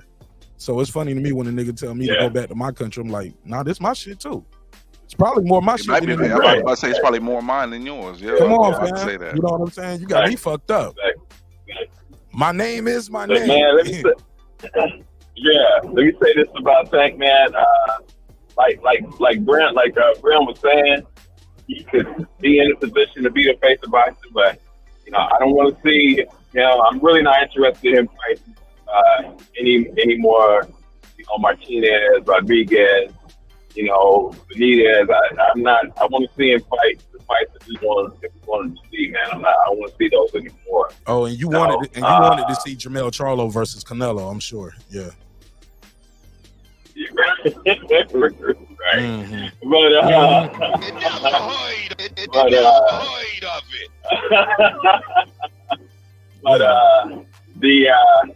You know, as far as this situation with him, you know, saying that he can't train in Baltimore, you know, like my man was saying about Chicago and how you move. It's really in how you move. You know what I'm saying? Where, you know, everybody been in Baltimore, they know how it is. You can't be in certain areas driving a $300,000 car. Mm-hmm. You know, so I mean, you know what I'm saying? I mean, if you need to go to the gym, you know what I'm saying, get an SUV. You don't have to drive the Lamborghini. Get an SUV. It's certain ways that you move when you're in certain environments. If you're that afraid, you know, yeah, exactly. You know how but Tank Davis, but I get it. Tank Davis, I see, like I said, it's a video of Tank Davis. I'm gonna try to find it real quick. Him leaving the gym in Baltimore. He got to get into a bulletproof truck, bro. He's surrounded by security guards. Like, he got to move like that. Like, that shit get a spin. That might be this might be damn near $50,000 days. You get what I'm saying? Paying all this damn armed security. Yeah, I mean, what, $50,000 a week type shit. You know what I'm saying? I'm paying all this armed security. You know what I'm saying? Bulletproof vehicle. You know what I'm saying? You got to move like the president. That's why you make wise decisions. Eminem don't come out that much because it costs him so much to move. That's why you make wise decisions. Right. Yeah, like, yeah, nigga, it cost me $100,000 damn near to go anywhere. You know what I'm saying? So I'm exaggerating, of course, but if you add in the private jet, the security, I got to feed everybody. Yeah, that shit probably might be $100,000, and we staying at the best shit too. You get what I'm saying?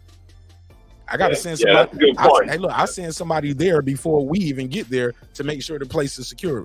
Like, are we gonna be able? You know what I'm saying? That shit is expensive. Yeah. Well, that's why you do yourself, that's why you do things to keep yourself out of bad positions. I want to ask that for no other American citizen. You know what I'm saying? Bro, ain't nobody playing no violence, bro. You got yourself in a situation. Yeah, training in Baltimore, did that make him the fighter he is? Why does he want to abandon that now? We can't say that because he's been training out in Vegas for years, bro. We all know he be out there in Vegas training. We see him. He might go, and then sometimes, and he goes to Florida. He goes, man, Tank. A lot of people don't know this about Tank. Tank go all over the country when he training for fights. A lot of times, Tank be everywhere. Tank's been in Atlanta. We know he's been in Texas. We know he's been in Florida. He goes to Vegas. Like, Tank be all over the country with it, training, bro. When he trains, he go where the work at. And I just know that. I got to give it to him about that. A lot of these fighters, like, when you training for a fight, you go where the work at. You leave. You get what I'm saying? Quinn Randall, he's training in Vegas for his fight. Brian Norman went to Philly to train for his fight. You get what I'm saying? Like, guys, like, he left Atlanta. Yeah. This guy left Houston, Texas. A lot of times people move around to get their work in. Now, aren't there like outskirts of Atlanta? I mean, aren't there places outside of Atlanta where you can, where you get the hills and the different type of environment? You know what I'm saying? Can he do that? I mean, he's still in Baltimore. But when can you train? Like, do you got to train on? But you got that monitor. Like, you got certain hours you can and can't train. Oh, it's house arrest. Like, nigga, you can't just be like, it ain't just stay here. Like, no, you got to be back in the house by this time. It ain't like you just training like how you normally would train.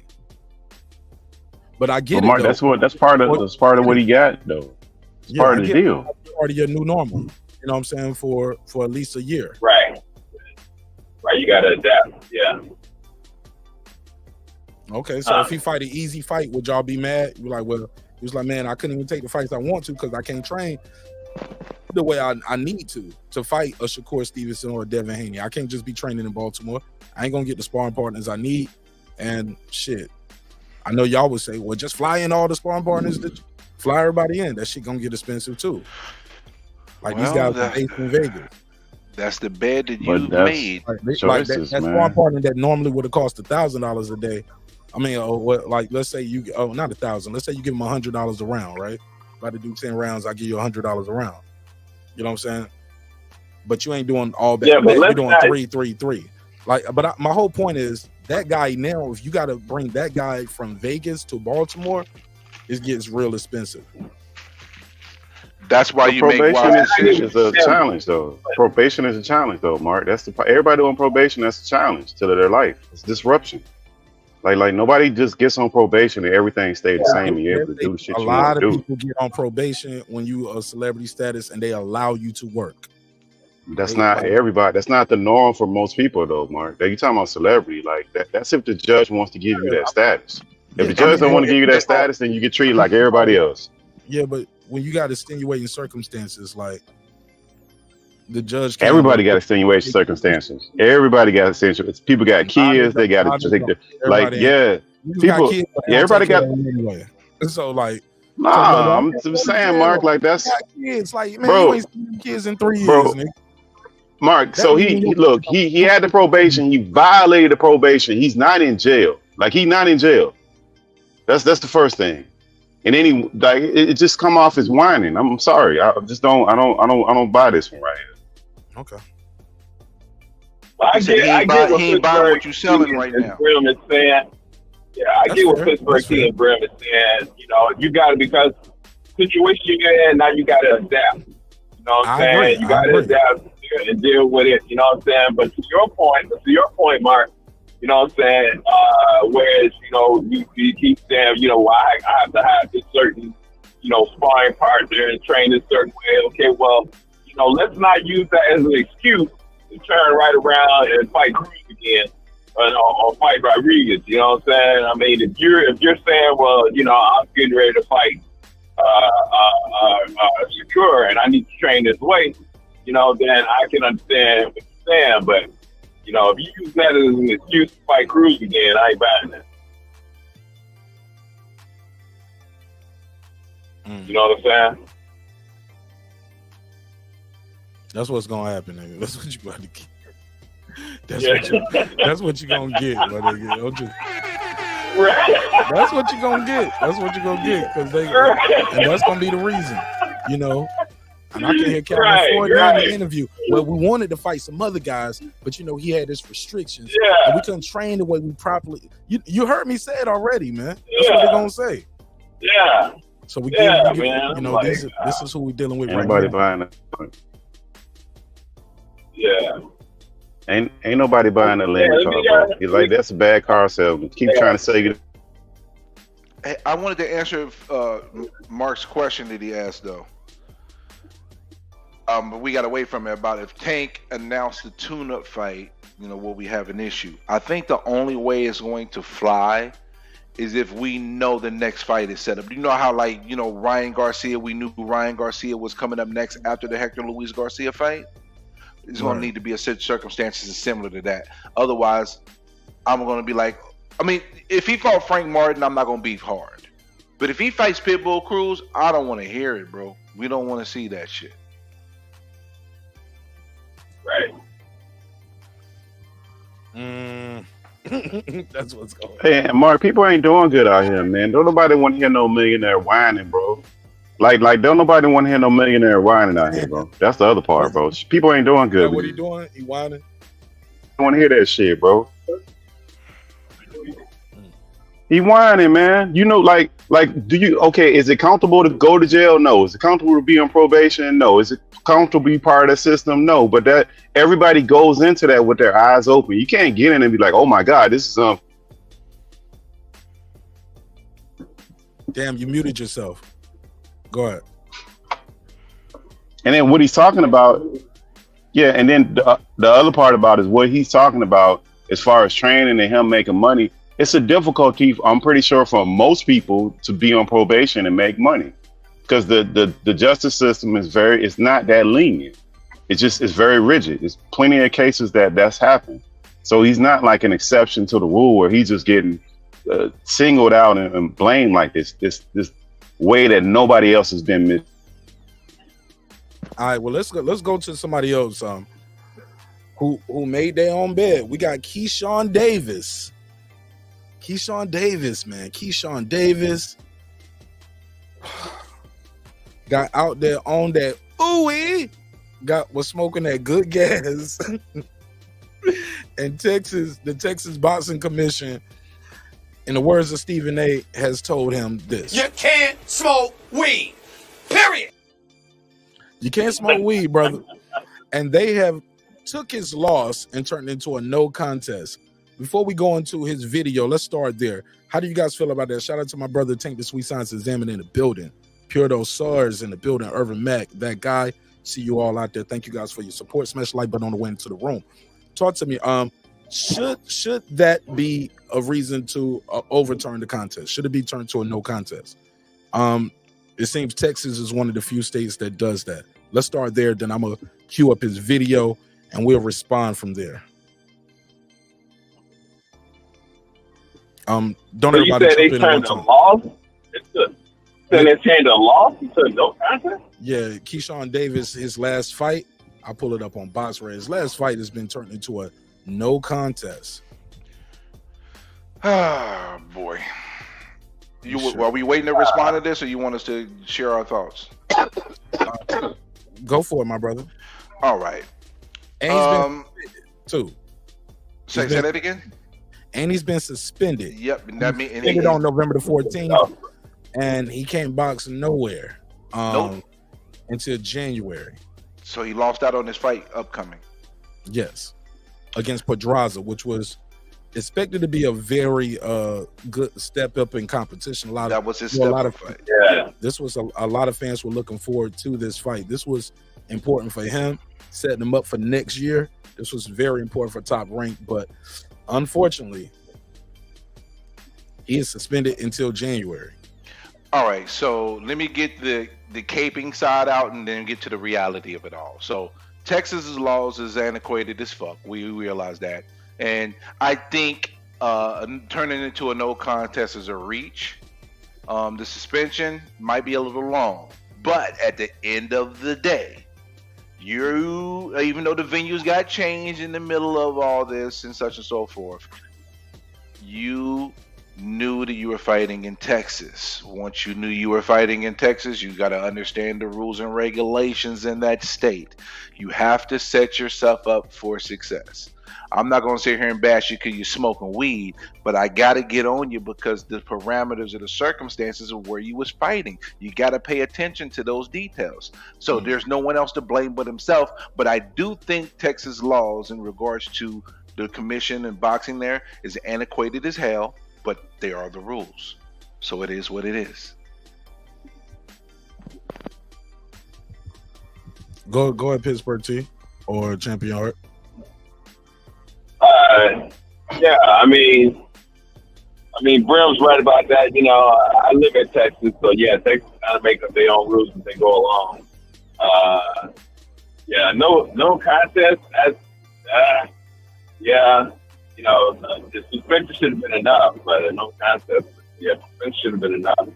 I hate that happened because, like you said, I was really looking forward to that fight because that was a step up fight.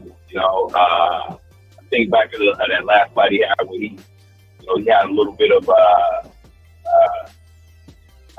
struggle with it because he faced a little bit of adversity. He still passed the test. So I was really looking forward to this right here with Rodney. But man, January, that's a long time, but it is what it is. But answer me this now. I mean, marijuana is not a performance enhancing deal. Why? So why? You know what I'm saying? I don't understand why he was suspended behind that. Yeah, well, that's why I have an issue with the no contest because we don't enhance your performance. It can be used. Some say it can be used as a masking agent. Also, it can be used. No. They already proved that it can't be. That can't be. Listen, bro. I'm telling you, bro. I didn't just pull. You think I literally just made that up right now, Brim? No, absolutely not. You think this is a confirmed rumor? I know you like them confirmed rumors. I can't stand you, Mark. Mark, I can't stand you. I can't stand you, Mark. Get the fuck out of here. Confirm rumors. I can't stand you, Mark. All right, let me get in this body bag real quick. Leave me alone. Continue, sir. No. It's all love. It's all love. But they say it can be used as a diuretic, you know, and in the process that helps you mess up. I don't know, but that's what they say. Oh, okay. But you know that going into it though, there's no excuse. Right. Okay. Pittsburgh T, you got anything? Oh, let me play what he said, because some people ain't gonna like what he said. It was kind of like he thumbing his nose at the system a little bit, and let's play it. And then after that, we're gonna talk about another top ranked prospect who look like he blowing the bag out here.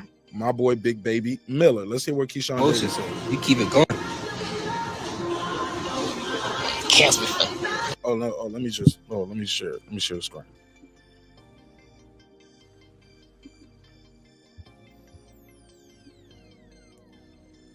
Your channel, no YouTube history. All right, here we go. Share this. It is Kate.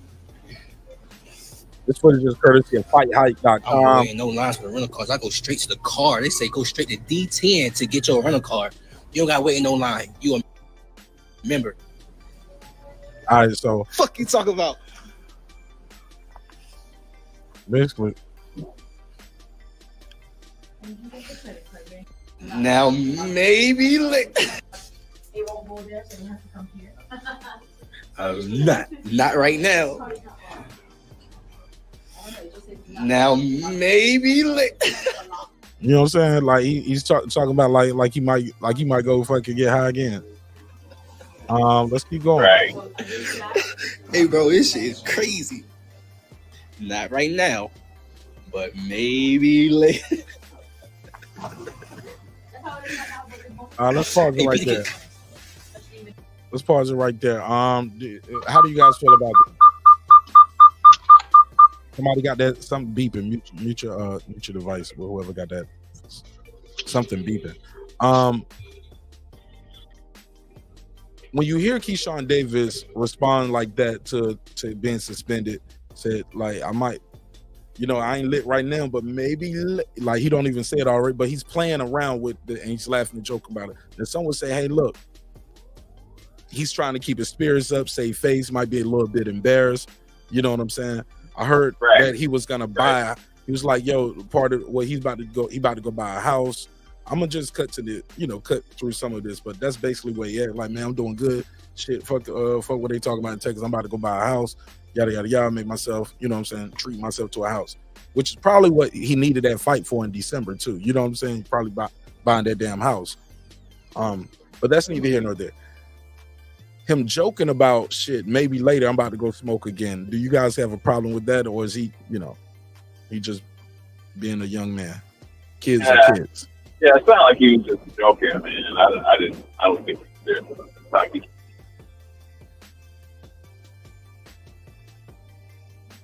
Okay.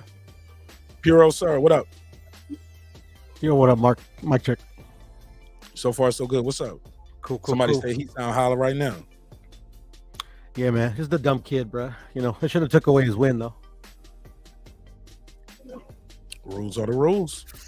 It is what it is, man. Yeah, but people who caught PEDs don't even get their wins taken off. Good point. Right. They don't. Yeah, they do. I didn't use that one. You didn't use it at all? No. All right. That's only a little bit. Yeah. Hey, look, All right, we cool. had So, the whole yeah. conversation, Pittsburgh. There we go. Thanks. Let's think of the last 4 people who got caught with PEDs. Did their win get nullified? No. There we have it. Was it in Texas? Nah, Detroit. Every state is different. And that's that wild wild west going on again. Yeah. That non-uniformity. Yeah. Hey, look, that's always been my problem, Brent, because the commissions, they function under a uniform body of rules. Why don't all the states have a uniform body of rules? Because the commissioner tell you this is sanctioned. This is going to be a 12-round, 3-minute fight for the titles, right? No standing 8 count. Only the ref can stop the fight. You know, we hear those shits, right? Even then, the corner stops the fight. We see corners throwing towels all the time, and then the ref stops the fight. But we've seen a referee show his power. No, he kicked that damn. Was it Arthur McCanty? Kicked that damn towel right back out the ring. Like, fuck that. He's still fighting. He want to keep fighting. I'm kicking this towel back out of here. Y'all remember that? Come on. I remember the one in England. No, that happened here in America, man. The dude kicked the towel back out the ring. The corner threw the towel in. The referee picked it up and or threw it or kicked it right back at him. Oh, I need to bookmark this. I need to bookmark this because I'm gonna play the clip when I. Yeah, what fight was that? I'm gonna remember it. And I'm gonna play that clip right about here. You get what I'm saying when I edit this clip? Yeah. But yeah, man. But that's what happened, man. Like, but eventually the guy ended up getting stopped though. But he was getting his ass whooped. Referee was like, "Nah, I got money on this shit." You stupid. Right. I ain't stopping this shit. I'll stop the next round, but I can't stop this shit right now. Nigga. I got money on this shit. I just remember the one in England, but it got stopped as well. Let me find it. But what do you guys? What you think about the Pittsburgh team? Brim, everybody got their take off of that. Keyshawn Davis. Yes. Yeah, just young and dumb, unfortunately. And hopefully, you know, he get it together and, you know, don't put himself in a position of peril in the future. That's all.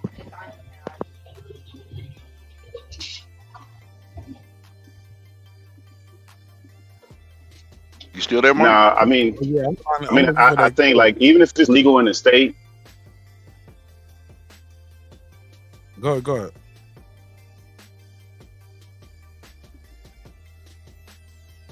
Pittsburgh T, you stop. You said even if it's illegal in the state. You got your mic muted. Yeah, in a nutshell. Okay, I mean, you got to play by the rules. That's what you signed up for.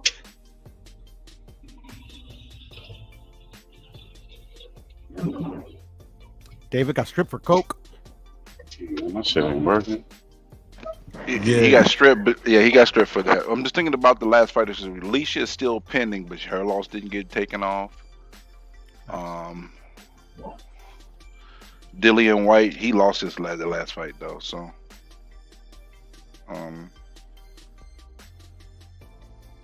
who? I was thinking about the latest fighters who had popped for PEDs.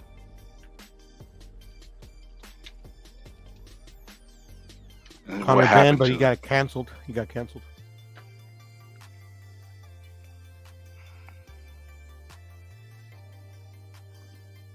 I'm looking it up now just because I want to know.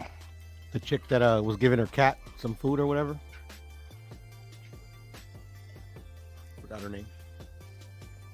Richardson, I think.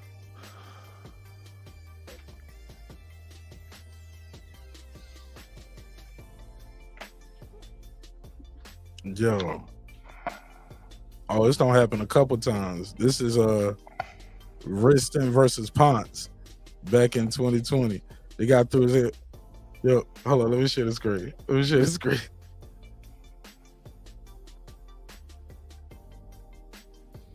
Hell yeah, this was one of them. I found it when you was talking about Puro that happened back in the UK. I just remember it was Katsidis. Yeah. Mm-hmm. Yep. This was the one. This is Ponce. Ponce versus who?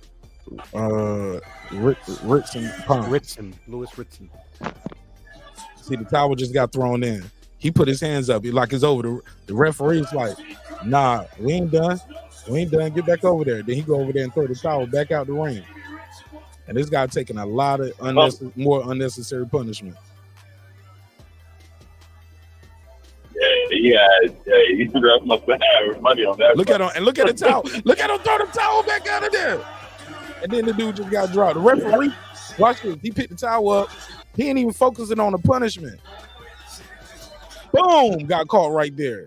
It's the same ref as the Casitas fight.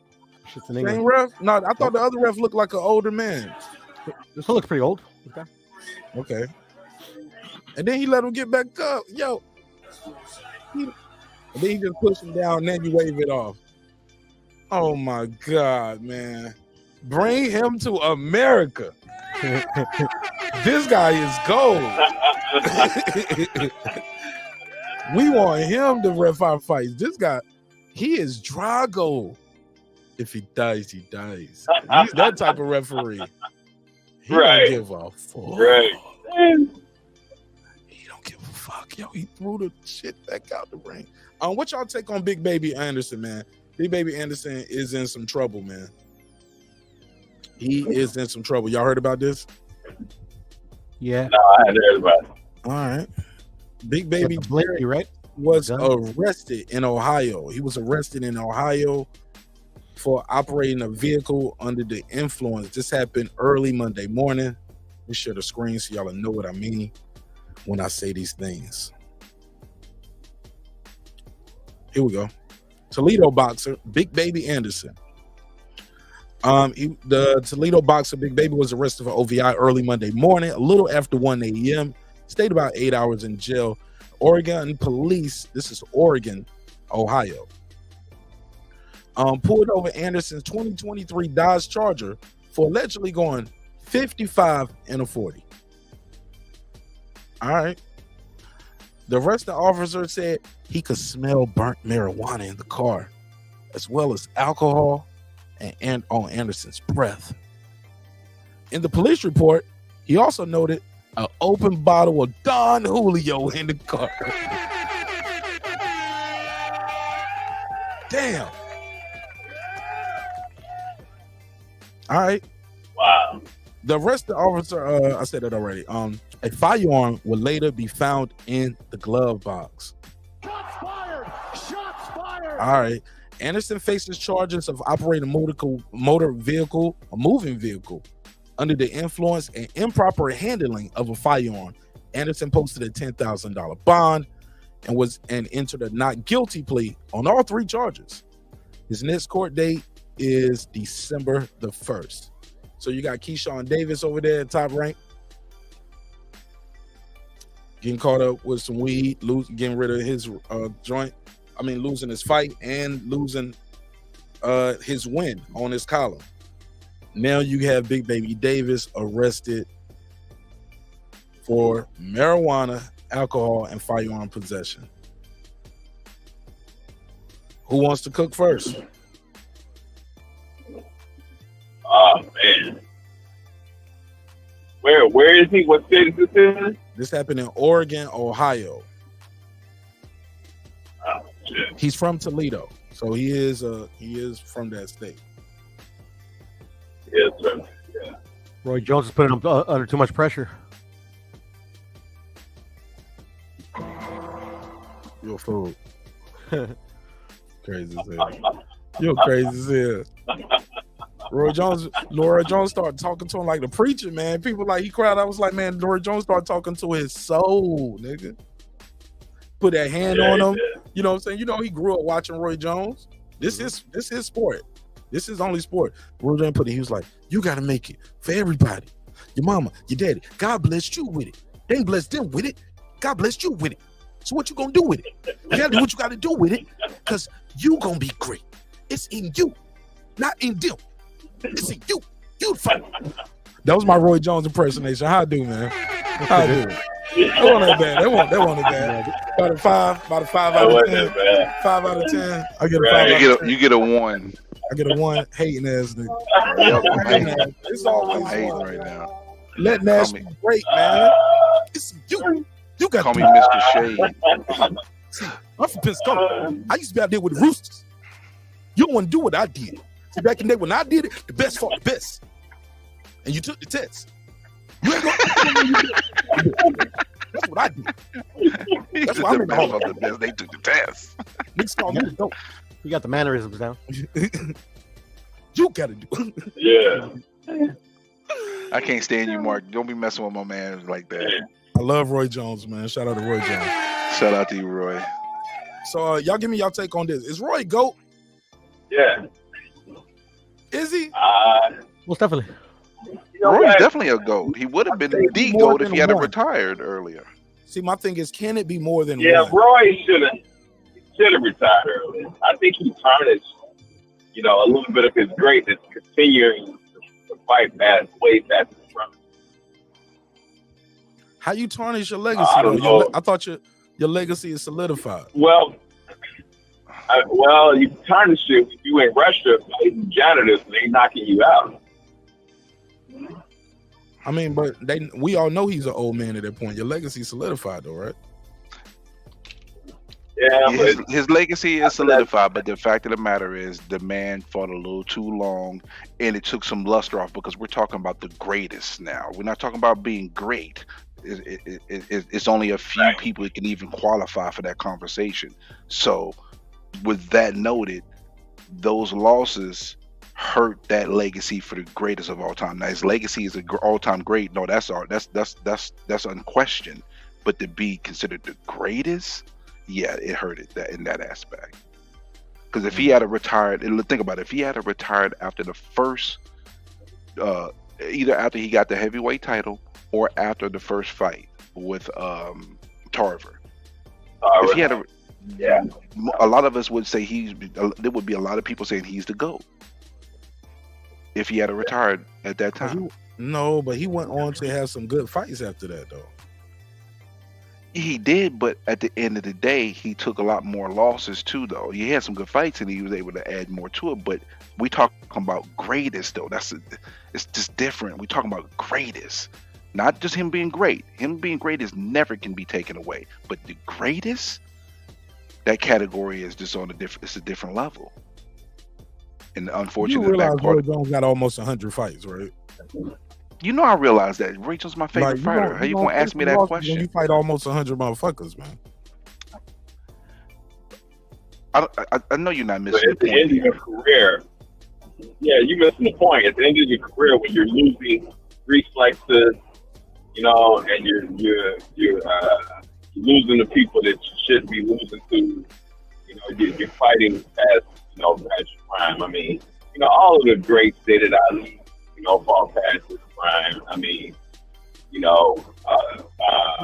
got some other greats that fought past their prime. So I get what Brim's saying.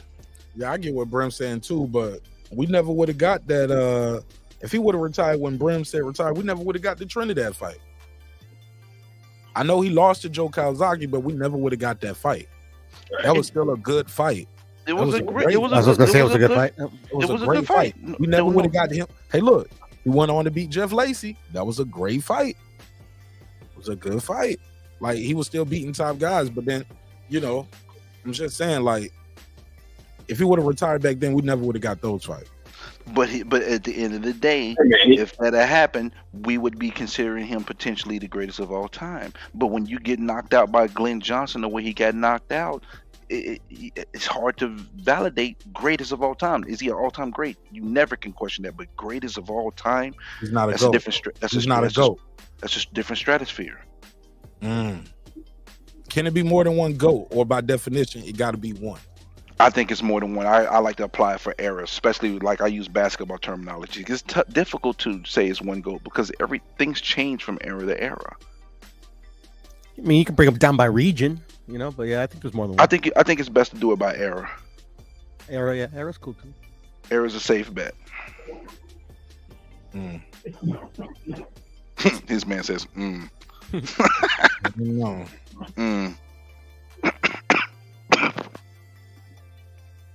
So every era gets a GOAT, or every era gets a GOAT in a certain division. Like, what are you guys talking about right here? Sound like y'all being too generous with the word GOAT, man. Well, I mean, like more with era, people. I mean, you say that Ali's the GOAT, but Ali was a great heavyweight, but I feel that Shakur Robinson was the GOAT.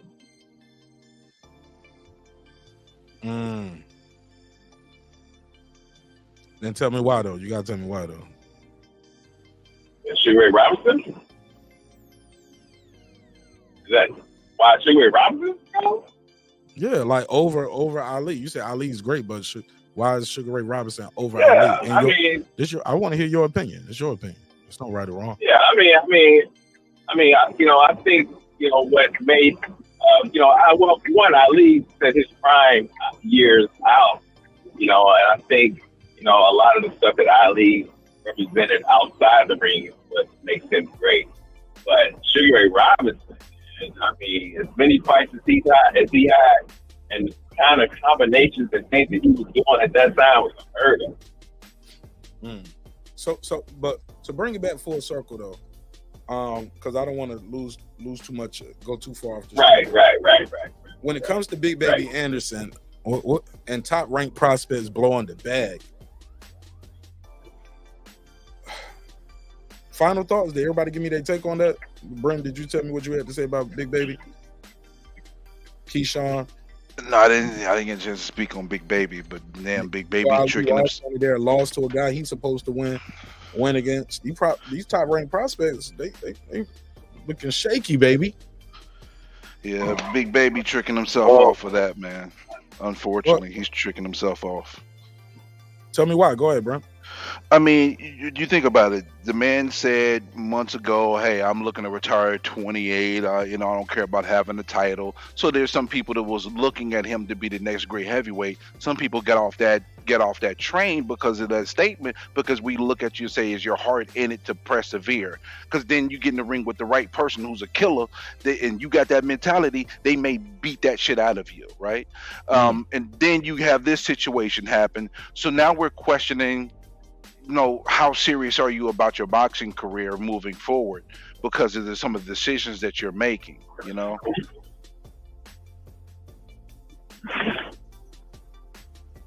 Fair enough. Go ahead. No, go ahead. I hope he ends up all right, but right now he got some things to improve on.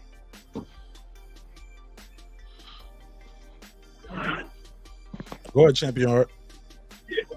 Yeah, I don't think he wants it anymore. Like Grill was saying, his things that he's saying.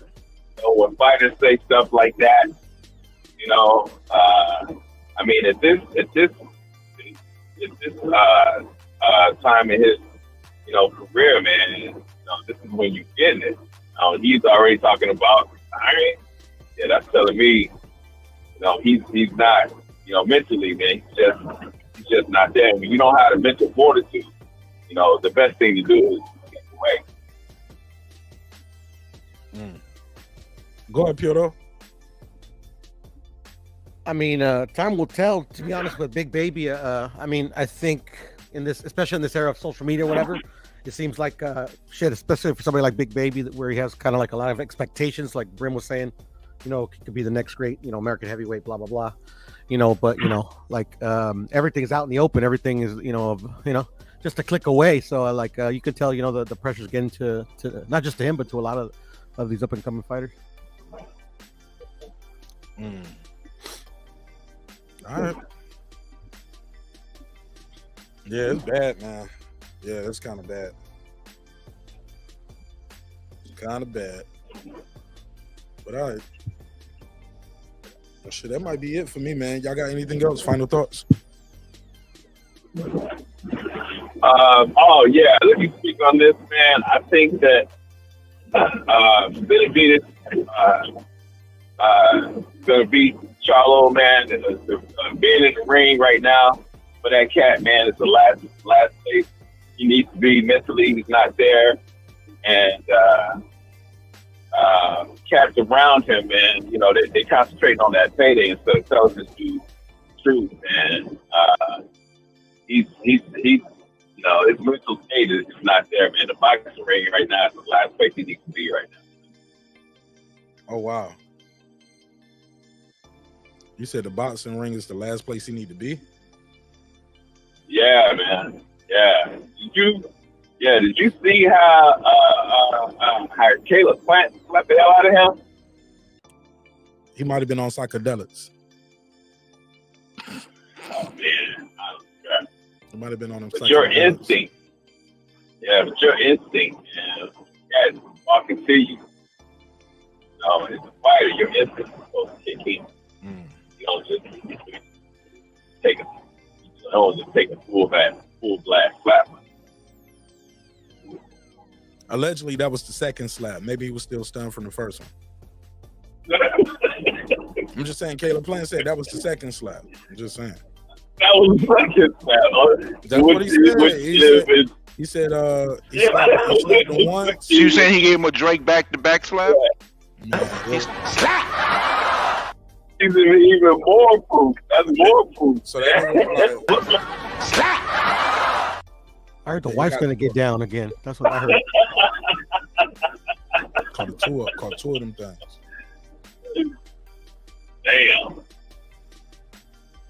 But he definitely looked stunned after that first one. And it was like, what the hell is going on? Like, it's right. This motherfucker just slapped me? That's what it he looks like.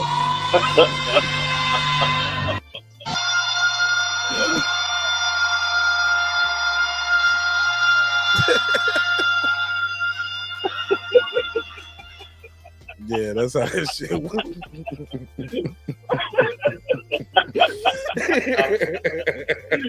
Oh man. Man, that shit was brutal, man. That shit was brutal, man. Yeah, you're gonna live it down, man. Caleb Plant ain't in his weight class. That was bullying, technically.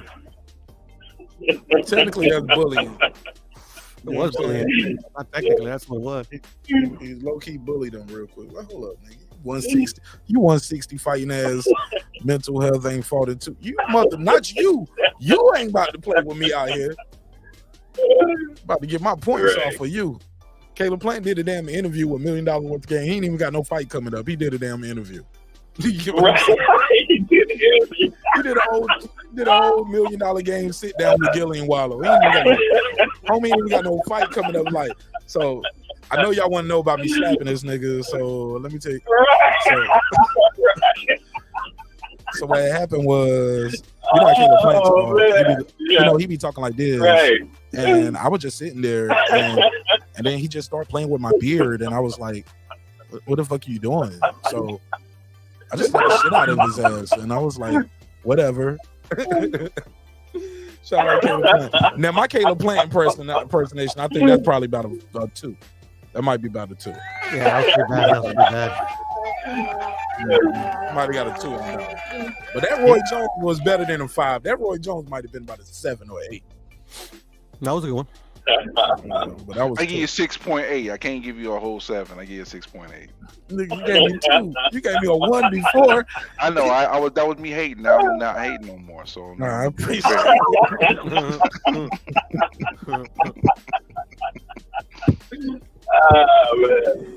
Bro. Somebody said it was a power slap.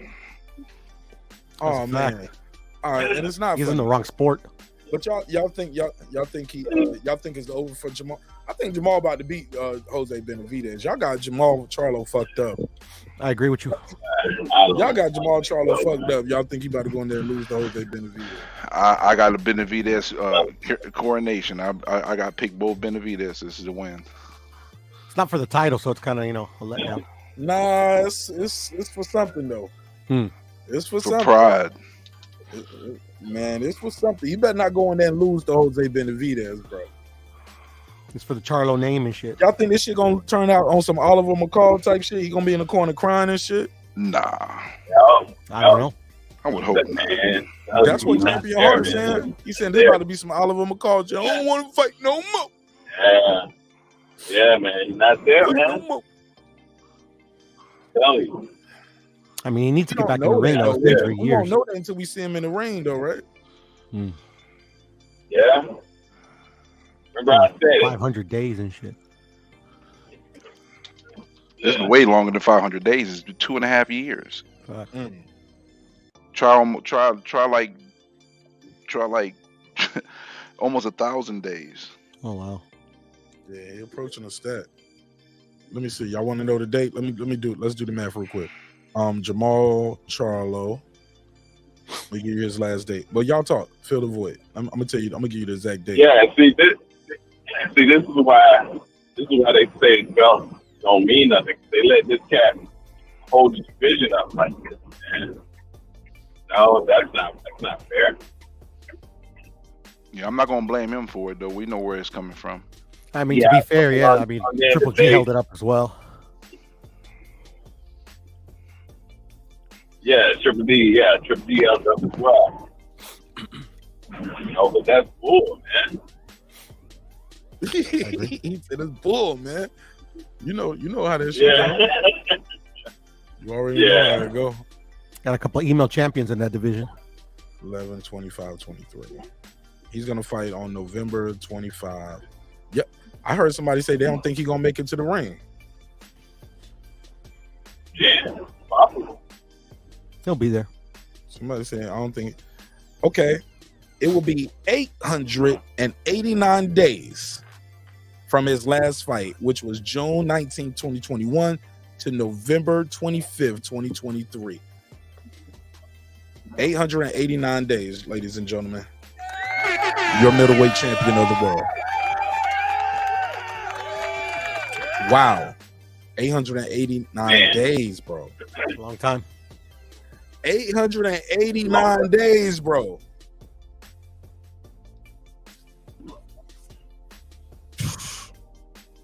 That's crazy. If he didn't look that good in that fight, anybody. Shit. Against Montiel. 889 days, bro.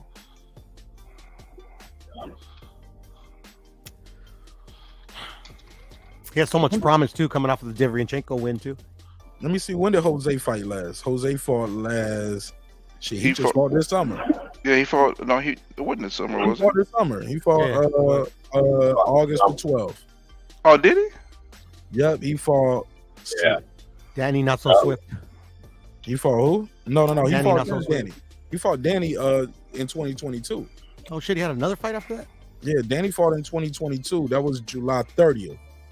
Danny ain't fought since July 30th of 2022. Oh yeah, you're right, Mark. You're right. He fought Slat. Man, I don't even know how to say this nigga's name, man. Let me just share the screen. So y'all know what I mean when I say these things. Because I don't even know how to say buddy name right here. How do you say this? Put it up. Don't ever tell me put it up in your life. I want you, dog. You get too comfortable, bro.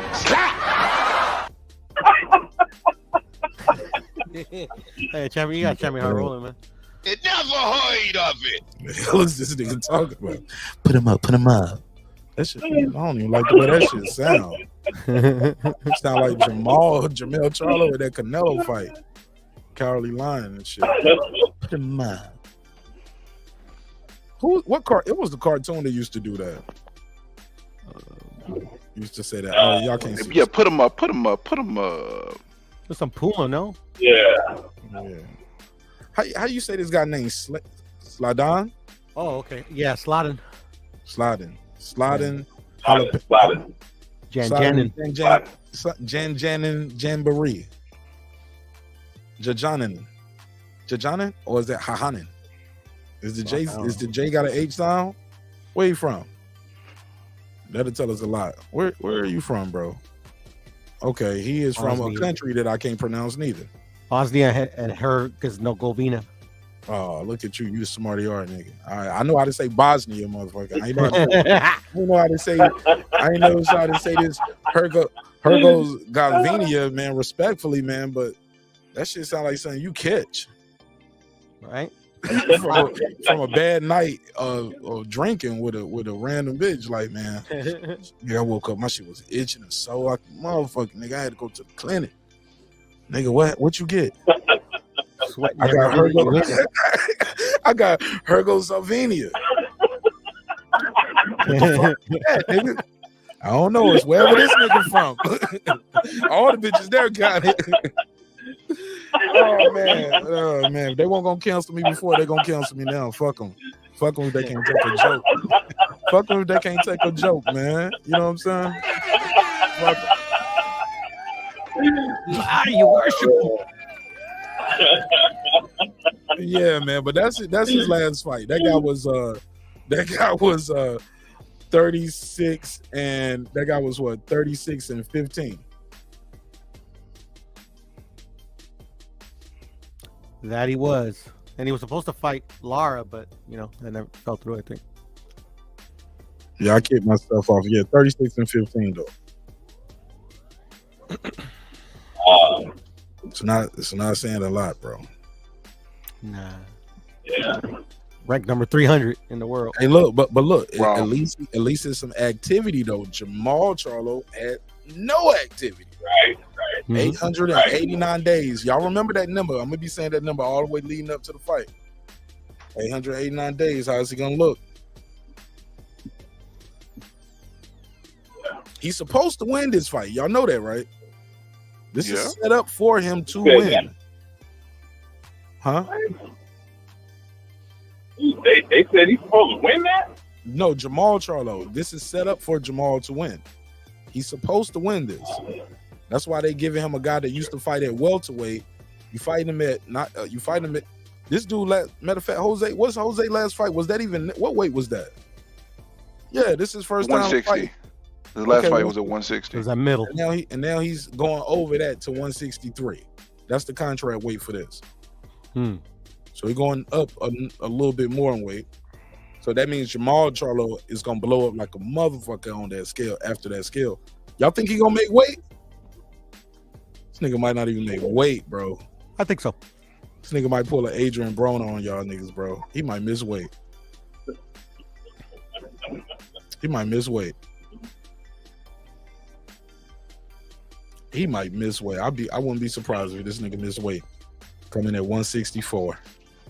Sheesh. Well, then he get some time to shave it off. 166. Nah, he ain't gonna try. They gonna pay. Jose gonna be like, all right, and take the money, and they're gonna fight anyway. This nigga come in at 166, 168. Might happen. Agree to a catch weight and then miss the catch weight and just pay the guy. We seen that done before, right? Many times. Mayweather Marquez. It happens. It happens when you got the power of the purse. All right. Anybody got anything else, man? But I am excited about the fight. I love the press conference. The press conference got a little spicy, man. It got lit. Talking about his hair and shit. Yeah. Now I thought that had some racial undertones. Yeah, usually. When you come definitely has some racial undertones. Keep saying, I'm gonna give you a pick to comb your hair. Yeah, race cell fight. That's the sport. Yeah. Nobody. Why the pro black channels didn't pick up on that? Don't know. Cause they don't like Jamal anyway, bro. That's true. They already don't like him. Yeah. A lot of people don't like him. So somebody can say, yeah, you need to comb your nappy hair. I'm like, damn, didn't Don Imus lose his job for talking about black folks' hair being nappy? I thought that was a thing. Basketball team, right? Yeah. I thought that was But he said nappy-headed hoes, though. He added the hoes. That's what made it worse. Nah, the whole part wasn't what got him fired. That nappy-headed. He said there was some tough-looking girls out there. There's a bunch of nappy-headed hoes. The hoes, I get it, but that nappy head, that was the racial component of it, though, bro. Would you not agree? Right. Yeah, no disagreeing for me. All right. Well, shit, man. Anybody got anything else they want to add? Hey, man, I appreciate y'all getting me through the night, man. Yeah, thank you for carrying me through my work night. We appreciate you, Mark. You keep up the beautiful content, and we'll rock out to the next time. My man. See you on the next one. For sure. All right, Graham. All right, champion. I'm gonna get out of here, brother. Get out of here, man. I appreciate you, man. I'll go check out the latest episodes of the Jam. I'll be back at you, man. All right. For sure. All right, Mark. I'll catch you later. All right. Thank you, man. No problem. Thank you, man. Peace. All right, it's been another great episode of Breaking Beats where we break down business, entertainment, art, technology, sports, and anything else you will not feel like talking about. It's a hip-hop political sports show with a comedy twist. We like to let the jokes fly. You know why life is serious enough. Shout out to everybody who pulled up on the show tonight. Shout out to all the guests, all the neighbors in the chat, as well as everybody who called in. Appreciate you so much. That's it, man. Again, man, moving the members only towards Patreon because they don't like me over here. They don't like me. We're going to figure it out. But in the meantime, you got to have a contingency plan. So I'm already, all the videos that we have on members only now, I'm in the process of moving them over to the Patreon. So if you want to go back and watch the old episodes, they'll be over there. But also, like, it's a lot. So it's like, it's over a year worth of content that's on members only. Like, and y'all know I would be super active on the members only. So I'm moving all of those videos over there. So that's why I'll be doing all the members only content. So look for some members only content dropping per usual, like I always did on over here. So in the meantime, in between time, thank you for your time. Thank you for your energy. Remember, dreams require sleep, goals require effort. Go out there and get your goals, man. I'm on to the next episode. You can support the show by copying some of the merch. Got the t-shirts. Definitely it's hoodie season, man. It's hoodie season. So definitely go up there, get you one of these hoodies. Get your sweatshirt. Got different all these designs come in hoodie form and sweatshirts as well. If you live in a place where it don't get cold, shit, get you a tank top or some flip-flops. We got that for you too. And there's other designs that I have that's not up here. So thank you for your time. Thank you for your energy. Thank you for allowing me the opportunity to entertain you all this evening. Hopefully you were thoroughly entertained. Love y'all. Hope you love yourself. If not, guess what? God loves you. So does Mark Nash in the neighborhood here at Breaking Beats, where we break down business, entertainment, art, technology, sports, and anything else you and I feel like talking about. It's a hip-hop political sports show with a comedy twist. We like to let the jokes fly. You know why? Life is serious enough. Life getting real serious in boxing, man, and we'll keep you abreast to all of it. This time next week, we'll be talking about the Shakur Stevenson fight, but look for some dope videos dropping throughout this month. I'm still going to flood the content throughout this month. We are halfway to 19K. Halfway to 19K already. We got a lot of time this month. The goal is to hit 20K before the end of the year. So help me, help you, to help us, help we, all right? So yeah, with that said, man, sometimes we're going to agree, sometimes we're going to disagree, but one thing's for certain, two things for sure, homeboy. Never, ever forget this. I built this shit. Me. Brick by brick. And I'll be damned if I let you tear it down just because you don't like the way another nigga talk. I mean that shit. I get a little chill every time I hear it, because I mean that shit. We will not tear this shit down because you don't like the way somebody else talk. Shout out to Southpaw for pulling up today. I know he's a polarizing figure out here. Some people don't like him, some people do like him, but shit, he pulled up over here, dropped some bars, nothing but respect. So respect is a two-way street, and so is, and Show gave me respect, and I got to give him respect as well. Good pulling up. I might even chop that up into a clip. I enjoy this take. So thank y'all, man. I'll see y'all on the next one.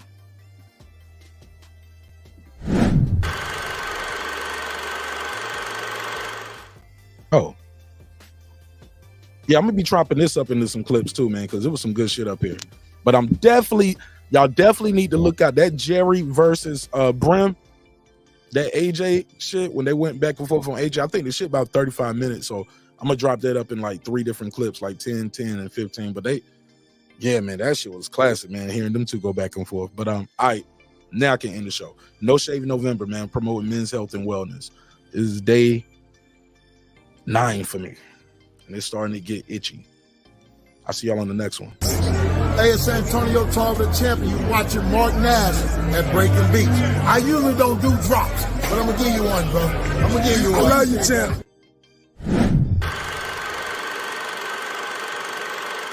This that squad sound.